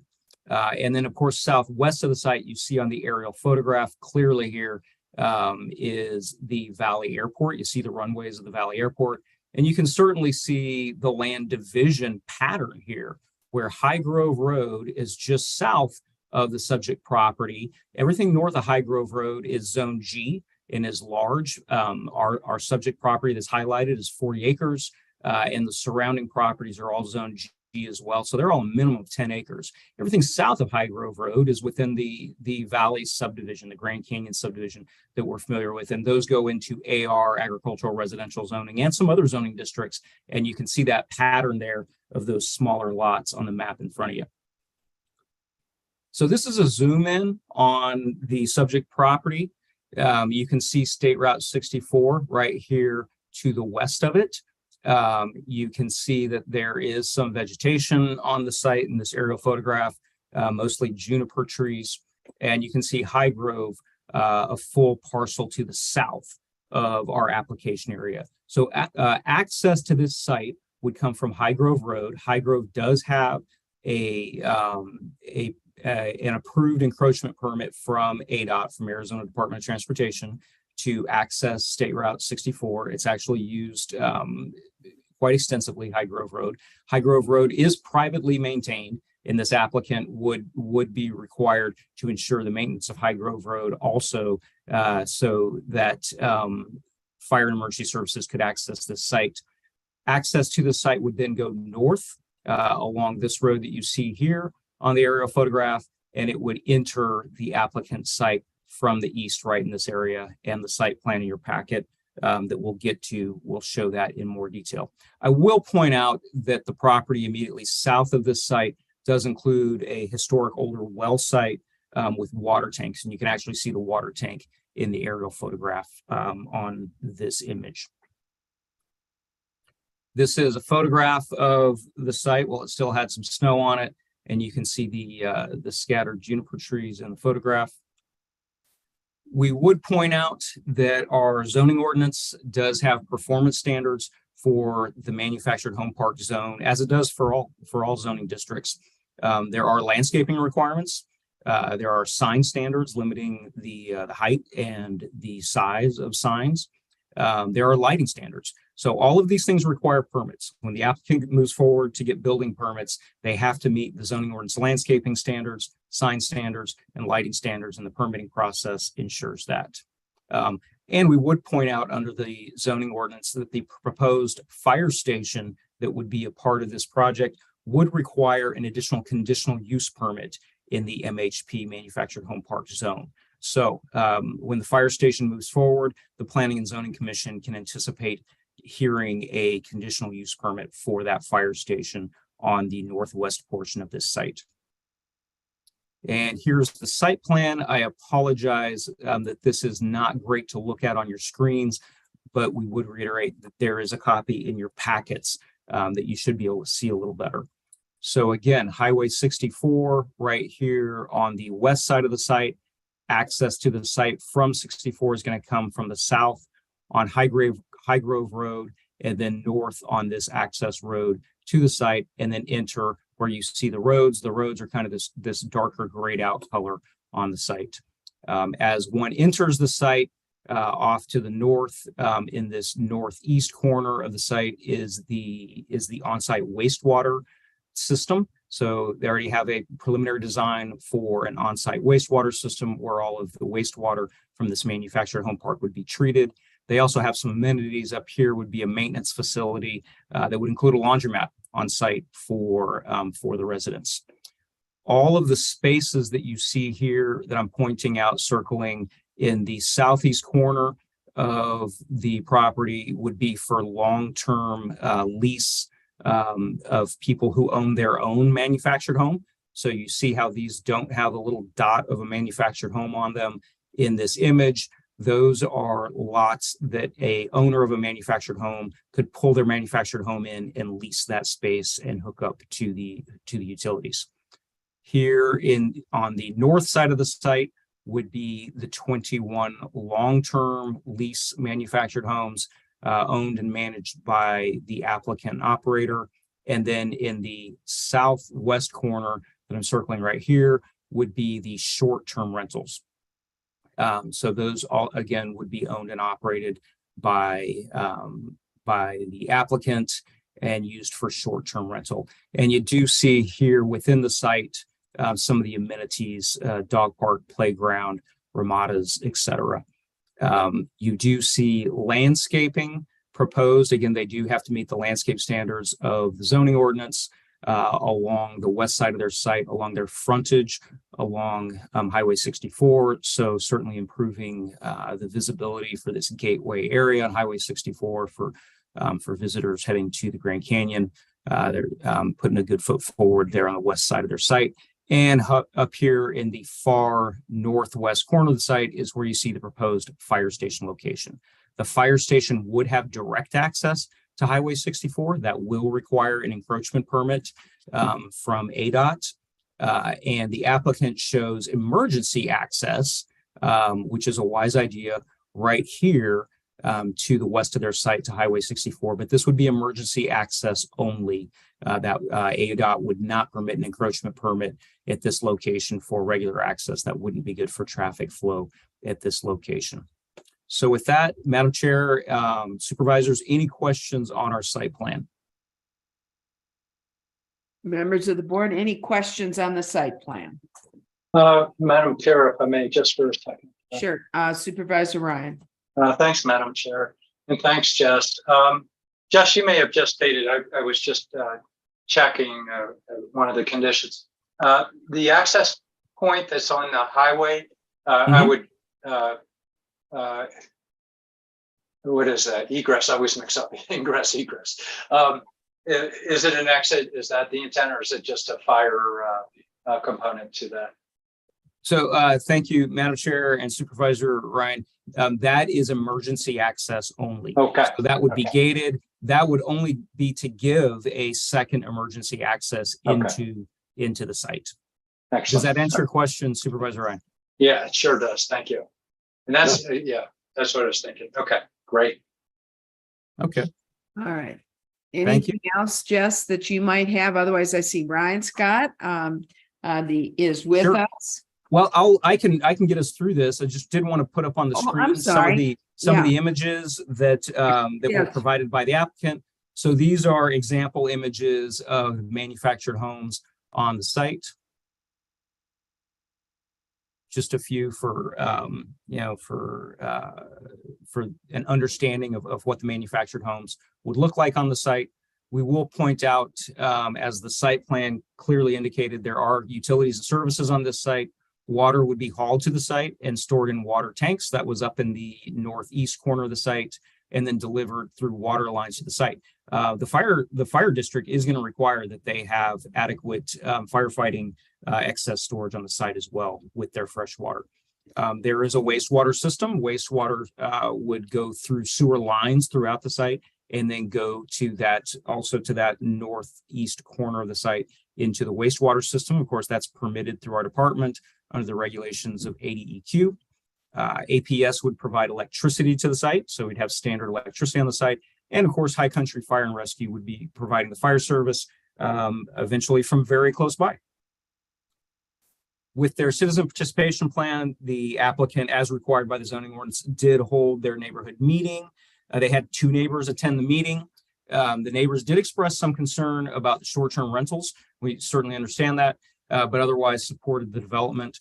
And we would point out that otherwise our staff has not received any comments on this zone change request, nor did anyone speak at the Planning and Zoning Commission public hearing when the Planning and Zoning Commission held their hearing on this request. When we look at the comprehensive plan, there's certainly several policies that would apply to the zone change request in front of you. We have land use and growth policies that encourage affordable housing efforts. We have land use and growth policies that encourage having adequate level of services, including roads, water, wastewater, fire protection, utilities. We have public safety policies, again, that encourage adequate emergency services and emergency access routes. We have economic development policies that support tourist-related development projects. We have community character goals and policies, and community character goals and policies in the comp plan certainly encourage well-designed communities that promote rural character. And our community character policies also encourage employee housing in and around gateway communities, and this is certainly a gateway community. We would point out that this subject property area is in what we all know as generally as the Valley area. However, it is not within the boundaries of the Valley Area Plan. The Valley Area Plan is nearby and surrounds many other properties. You can see in this image, the shaded area shows where there's Valley Area Plan does apply. However, where you see straight through to the aerial photograph, including the subject property, it is not under the Valley Area Plan for planning purposes. However, the applicant really went out of their way to ensure that they addressed all of the goals and policies of the Valley Area Plan as well, in addition to the county's comprehensive plan. And they certainly proposed, and the Planning and Zoning Commission concurred that this request is consistent with those goals and policies found in the Valley Area Plan. So when we look at the findings of fact for a zone change, as the Planning and Zoning Commission did in their public hearing, finding one is that the change is consistent with the goals, objectives, and policies of the comp plan and the zoning ordinance. The commission was able to make that finding. Their response in making that finding was that the comp plan does support affordable and workforce housing. It supports public safety and tourist-related development projects, especially ones that focus on conserving and showcasing the county's natural beauty and culture and dark sky features. Finding two, that the change will not be detrimental to the public health, safety, comfort, convenience, and welfare. The commission could make this finding as well. Their response was that this proposed zone change provides needed housing and fire service with water and wastewater utilities, and the applicant would retain native vegetation and adhere to fire-wise practices, and as required by the zoning ordinance, they would address weed mitigation on their site. The final finding required by the zoning ordinance, finding three, that the change will not adversely affect the established character of the surrounding neighborhood nor be detrimental to adjacent properties. The commission was able to make that finding with their response that the subject property is located along State Route 64. It actually borders the State Route 64 right away. It's adjacent to a property to the south that contains a well and a large water storage tank, and a property to the east that contains a campground, a actual commercial campground as permitted with a conditional use permit that has a similar density. So the proposal is actually is consistent or certainly compatible with the surrounding land uses. And the Planning and Zoning Commission found that it would be complementary to the local neighborhood. So with that, the Planning and Zoning Commission does forward their recommendation for approval of ZC 2301. The zone change could be approved through the approval of Ordinance 2023-06, which is in your packet. And that ordinance does in fact include the conditions. There are 17 conditions that were recommended and forwarded to you by the Planning and Zoning Commission. With that, I'd be happy to take any questions, Madam Chair. I'm going to, members of the board, any questions? I will turn this over to Brian and Scott before we open the public hearing, but any questions you have of Jess at this time? I do. So I had a question, Madam Chair. Yes, Vice Chair. Jess, during your presentation, you mentioned about short-term rentals and that was a concern. How will that be addressed, or is it really depend on who ends up living there or owning those properties if they decide to do a short-term rental? How has that been mitigated? So thank you, Madam Chair and Supervisor Vasquez. This entire project stays under one ownership. It stays under one parcel. So the applicant will be the owner operator of this entire project. They will not be selling off the sites. They will continue to manage the entire property and all the sites. Again, about a third of those sites are for people to lease the space and bring in their own manufactured home. About a third would be long-term rented to renters who would get into a lease of a month or longer. That's the definition of long-term lease. For the third, they're long-term rentals, and then 20 of them would be short-term rentals, and that would be managed by the applicant. So they have a pretty tight management plan on how they continue owning and managing and operating the entire site. So that does help with any unknowns as this is proposed. And then my follow-up question would be, since it is divided a third by a third and a third, is it intermixed, or is there, like, for example, 1/3 that's only where people bring in their own lots and bring in their own house, another third that people rent long-term, and then another third section that's short-term rentals, like that whole section would be short-term rentals? Sure. So thank you, Madam Chair and Supervisor Vasquez. The site plan here clearly shows out in labels. And again, I apologize that this is probably too small for you to read, but in the southeast quadrant here that I'm pointing out, these 21 spaces are all long-term rental of just the space where a manufactured home owner would bring in their own manufactured home. So these are all long-term rental of the space for manufactured home owners. In the northwest quadrant, these 21 spaces are long-term rental, where the applicant will put their own manufactured homes that they will purchase and place on the site, and then rent out on leases of 30 days or longer.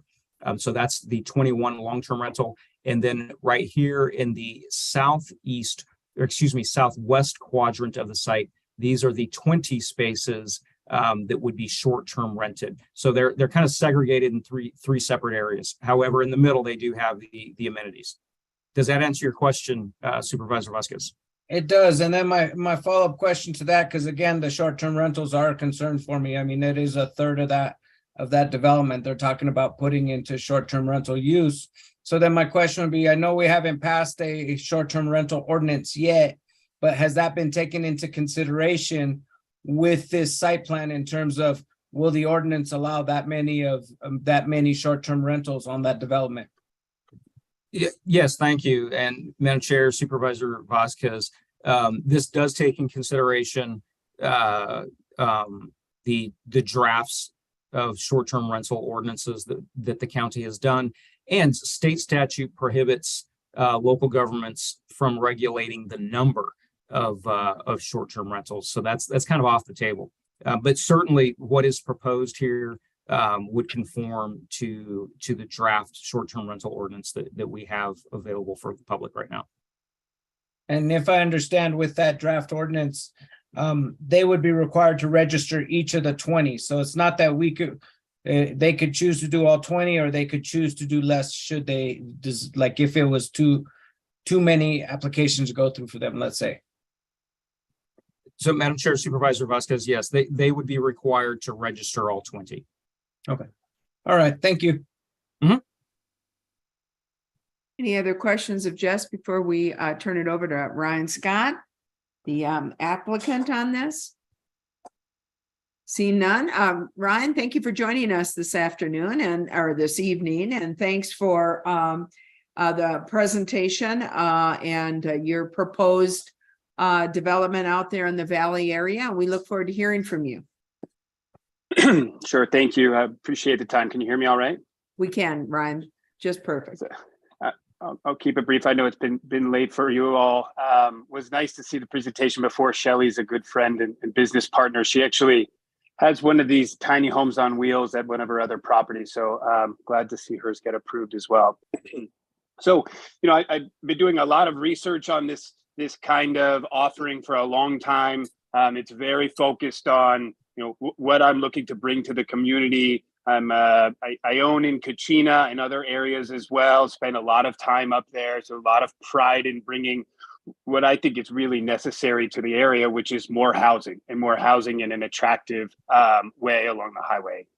So that's the intention, like was discussed a lot in the last presentation. I think the opportunity here was to do many, many, many more, a much more dense project, but like the previous applicants, that's not really what I'm going for. There's a community approach here. That community, to the last gentleman's questions, is supported by the different groupings of homes, right? They build some community to have those longer term guests be near each other. And there's kind of a different community around the short term piece as well, all of which I think is really necessary in the area. We spoke to the Collins family and others about what's necessary in the area, especially for workforce. And I think that's part of the reason they supported the project. Been working on a project like this for a long time and was fortunate to meet with Chief Trotter and have him be supportive as well and be able to incorporate it. I mean, I have other property in Valley as well. I know the need for fire support. So happy to team up. You know, if he's on the call, would be happy to hear from him as well. And I'll open it up to questions, and I'll be here as long as necessary. Thank you. Thank you, and thanks for joining us, Ryan. Any questions of Ryan before we open this up for the public hearing? And of course, Ryan will be available after the public hearing closes as well. Any other questions? Supervisor Ryan. Thanks, Madam Chair. And once again, I'm looking at a proposal that a lot of thought has been taken associated with it. So Ryan, you understand that the conditions, and do you agree to the conditions as they are proposed? I do understand. I do agree. Okay, great. Thank you. I'll have follow-up comments after we go through public hearing. Thanks, Madam Chair. Thank you. Any other comments or questions? If not, what we're going to do, and as our protocol requires, members of the community, you have heard the development request of Ryan Scott in the Valley area. And you have heard our staff's report and recommendation. And now it's time for you members of the public to be heard on this. If you have any questions or comments, now would be the time. And with that, I'm going to turn this over to Lindsay Daly, our clerk, to explain to members of the public how you can join us for this public hearing. Lindsay. Thank you, Chair Horstman. At this time, if anyone would like to make a comment during this public hearing, they can hit the raise hand icon that will appear if you hover towards the bottom of your screen with your mouse. It looks like a hand. If you click that, that will raise your hand and notify us that you would like to speak.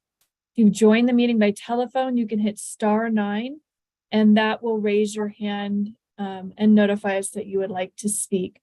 And I do see that Robert Trotter hand is up.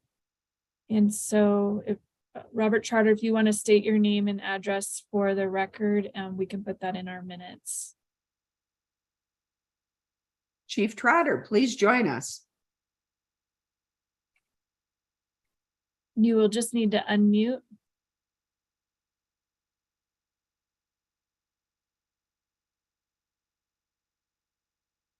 Can you hear me now? Yes, we can. Okay. Thank you, Madam Chair and Board of Supervisors and Lindsay. My name is Robert Trotter. I'm the Fire Chief of High Country Fire Rescue. Address is 6593 High Country Lane. It's the address of the fire department.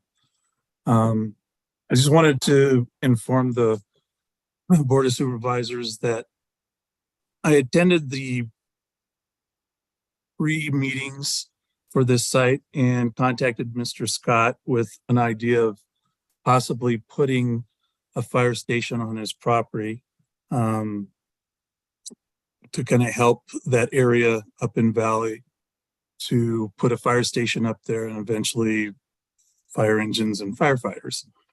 The area of Valley doesn't really have any assigned fire districts or fire departments except myself. High Country Fire and Tucson Fire comes down to handle calls in the area. So I just want to make one thing clear, is that right now I do not have any funding for the fire station. I was waiting for this project to be approved by the county.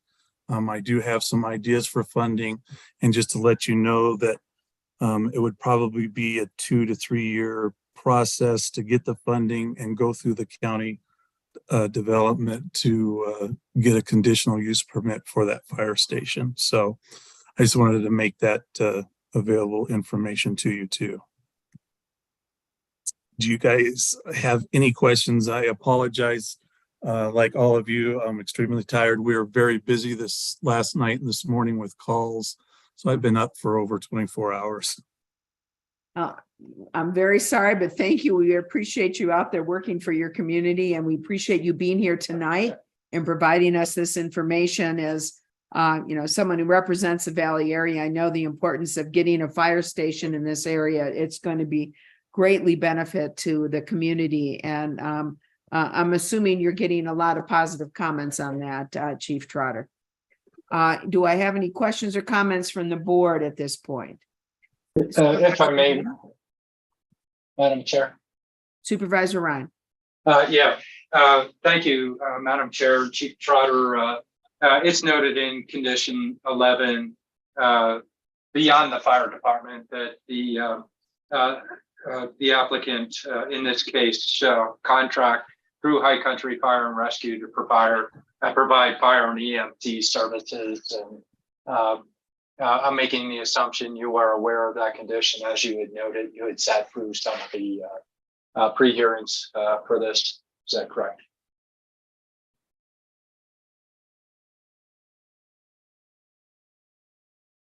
Chief Trotter, did you happen to hear? Yes, I'm sorry. Yeah. Supervisor Ryan, yes, I'm aware of the contract obligations for fire protection and EMS response for this project.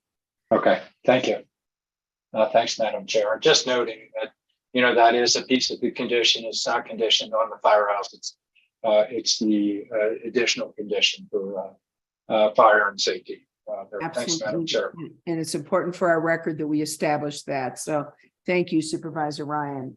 Any other comments or questions for Chief Trotter? If not, we're continuing with our public hearing. We have heard from Chief Trotter. Are there any other members of the public that would like to be heard on this proposal? And Lindsay, why don't you explain one more time how they can join us? Sure. Thank you, Chair Horstman. If anyone would like to make a comment, you can hit the raise hand icon that looks like a hand that'll appear towards the bottom of your screen. Or if you've joined by telephone, you can hit *9 and that will raise your hand and notify us that you would like to speak. All right, now is your time, members of the public. Please join us. We'd love to hear from you.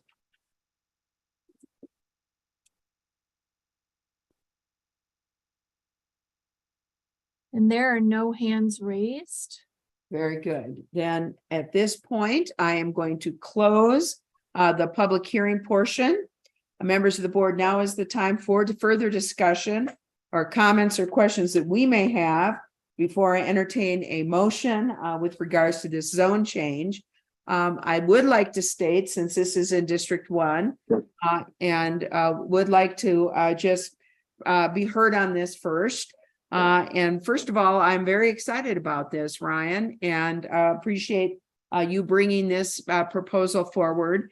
This is an area where housing is absolutely needed, and workforce housing is in such short supply.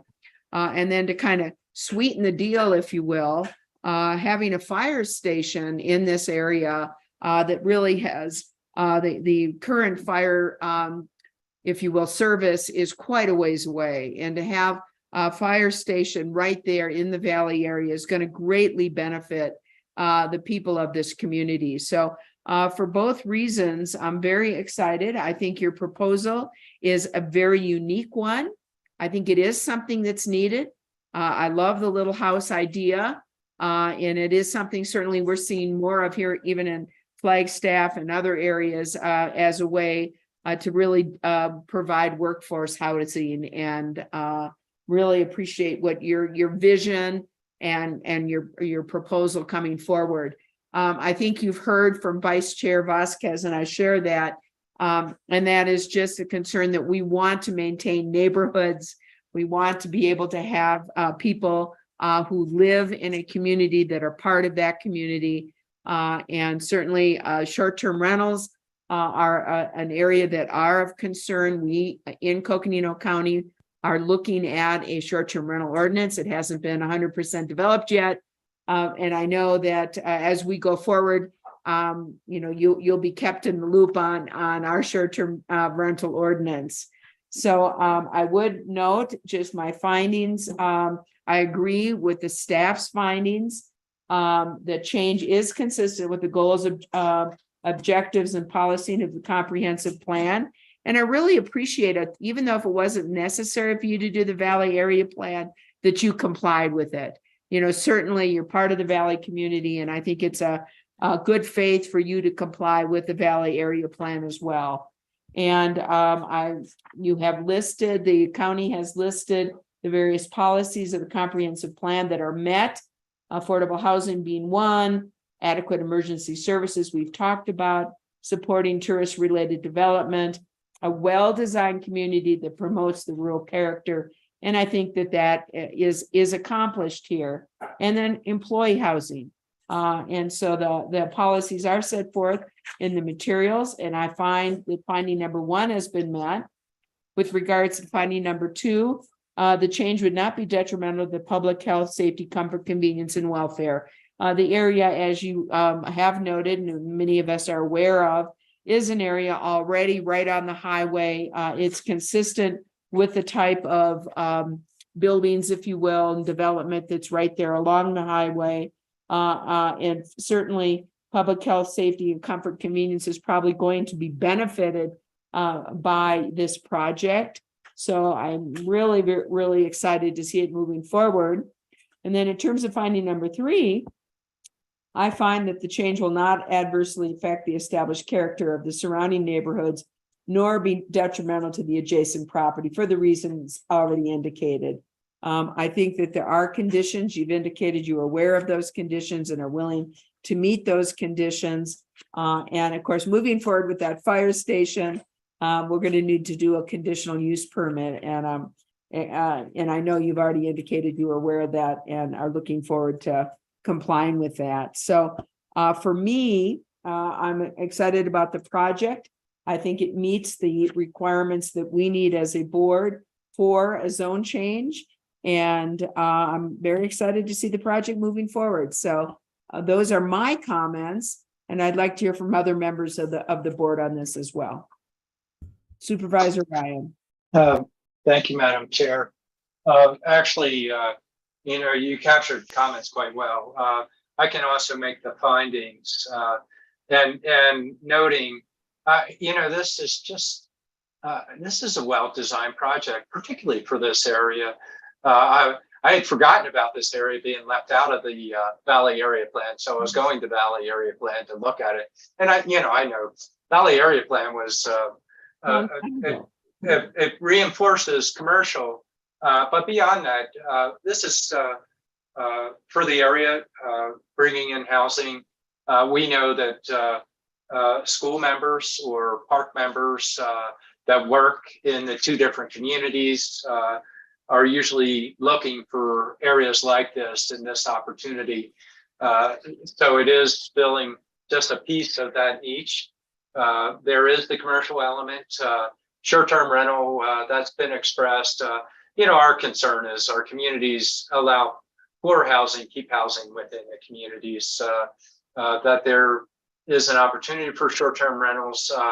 I'm not adverse to that if they're done in an appropriate way and consistent with those qualities, and they meet our plans.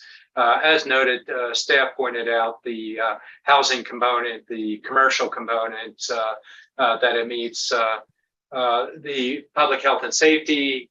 Second condition, you have, we noted condition 11 with the fire. You have the design, well-designed intent for the septic that you have in there. And so you're meeting those elements. As far as adverse impact to adjacent neighborhood properties, et cetera. If anything, it's a complement to go along with what's there, very consistent with it. What I want to say is I'm not seeing something that's coming in for a pool exploitation from a tourism perspective, but rather really is bringing a community piece along with the commercial. And so I think it's a well-designed component, fits really well with the area, and I can make the findings. Thank you, Madam Chair.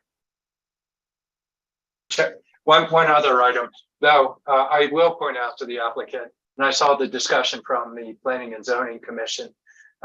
There may come a need, as you take a look at it, if dust becomes a factor, then you're going to have to, you saw waivers associated with that. Noted that you got that with the Planning and Zoning Commission. That's something for you to keep a close eye on. It could make a real difference. Understanding it's a hardship and you have to build a business model and move into these, but for the quality of the neighborhood, something to watch. Thank you, Madam Chair. Thank you, Supervisor Ryan. Other questions, comments from the board? Supervisor, Madam Chair? Supervisor Fowler. Yes, thank you. This is just like you had said, and Supervisor Ryan, Valley area is this, or is Val? It's Grand Canyon Junction now, isn't it? They didn't allow the name change. They Supervisor. didn't allow it. Okay. I know exactly where this is, and I'm really I think I just want to thank the applicant for really studying studying the community, needing a fire station. It is there's so much need in the area there, and just I think this is a well-designed project, thoughtfully laid out with the the employee housing, and just being able to have a place because there's limited housing there, and people are driving from Flagstaff and elsewhere just to get to work. But I find the findings as well, and just as you and Supervisor Ryan have laid it out, and I just appreciate this project, the way that it's laid out. And short-term rentals, I think it's just gonna be there, but I think it's good. I really like it, so thank you. And just the thoughtfulness to look at our area plan, that alone, and our comprehensive plan, that just is really looking and wanting to be part of the neighborhood. So thank you. Thank you, Supervisor Fowler. Other comments, questions from the board?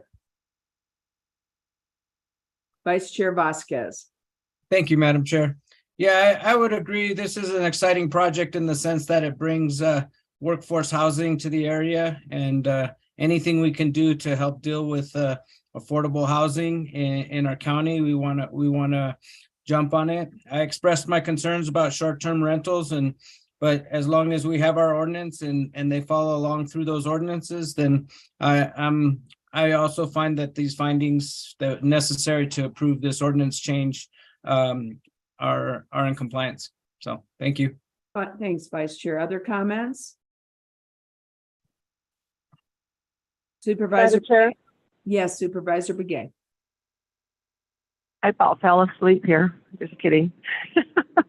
But anyway, I just want to say yes. I'm really excited about this whole project being put up, and want to thank the people that have been planning this. As far as bringing that to all the efforts and things that it does that's going to be done to that area. And so I just want to say I fully support that, and thank you to everyone that's been working hard on this project. Thank you. Thank you, Supervisor Begay. So members of the board, any other comments from the staff and or board members? If not, I would entertain a motion for the adoption of ordinance 2023-06, approving the zone change as set forth in the agenda. Do I have any supervisor to make that motion? Madam Chair, I'll go ahead and read out the recommended motion, and I'm moving that we approve the adoption of ordinance 2023-06, approving zone change from G general 10-acre minimum parcel size zone to MHP, which is manufactured home park zone, for the development of 62 space manufactured home park and a fire station, which is actually has to go through a conditional use permit, just noting that. On the 40.28 acre parcel in the Valley area on Highway State 64 or State Route 64. And I think that's just locations beyond that we have there. This is for assessable parcel 503-34-006A. Thank you, Madam Chair. Thank you very much. We have a motion by Supervisor Ryan. Do I have a second to this motion? Second. Second by Supervisor Fowler. All in favor of adopting ordinance 2023-06 and approving the zone change, please signify by saying aye. Aye. Aye. Aye. It is unanimous. So Ryan, congratulations, and really appreciate your thoughtfulness on this plan and really are excited to see it moving forward. So thank you. If you need anything, just let us know, okay? Thanks, everyone. Yeah, appreciate it. Look forward to it. All right, thanks so much. Okay, members of the board, we have gone through our 3 public hearings this evening. And unless you want to stay up all night and tell stories, it's probably the time for us to adjourn. Did we vote on it, Madam Chair? Is that a motion, Supervisor? Hey Val, where are you? Help me out here. I move that Supervisor Ryan stays. Second. Yeah. All right. Well, everybody have a great night. Thank you so much, staff, as always. Thank you, Great staff. job. We really appreciate your Good night. Good night, everyone. Thank you. Bye.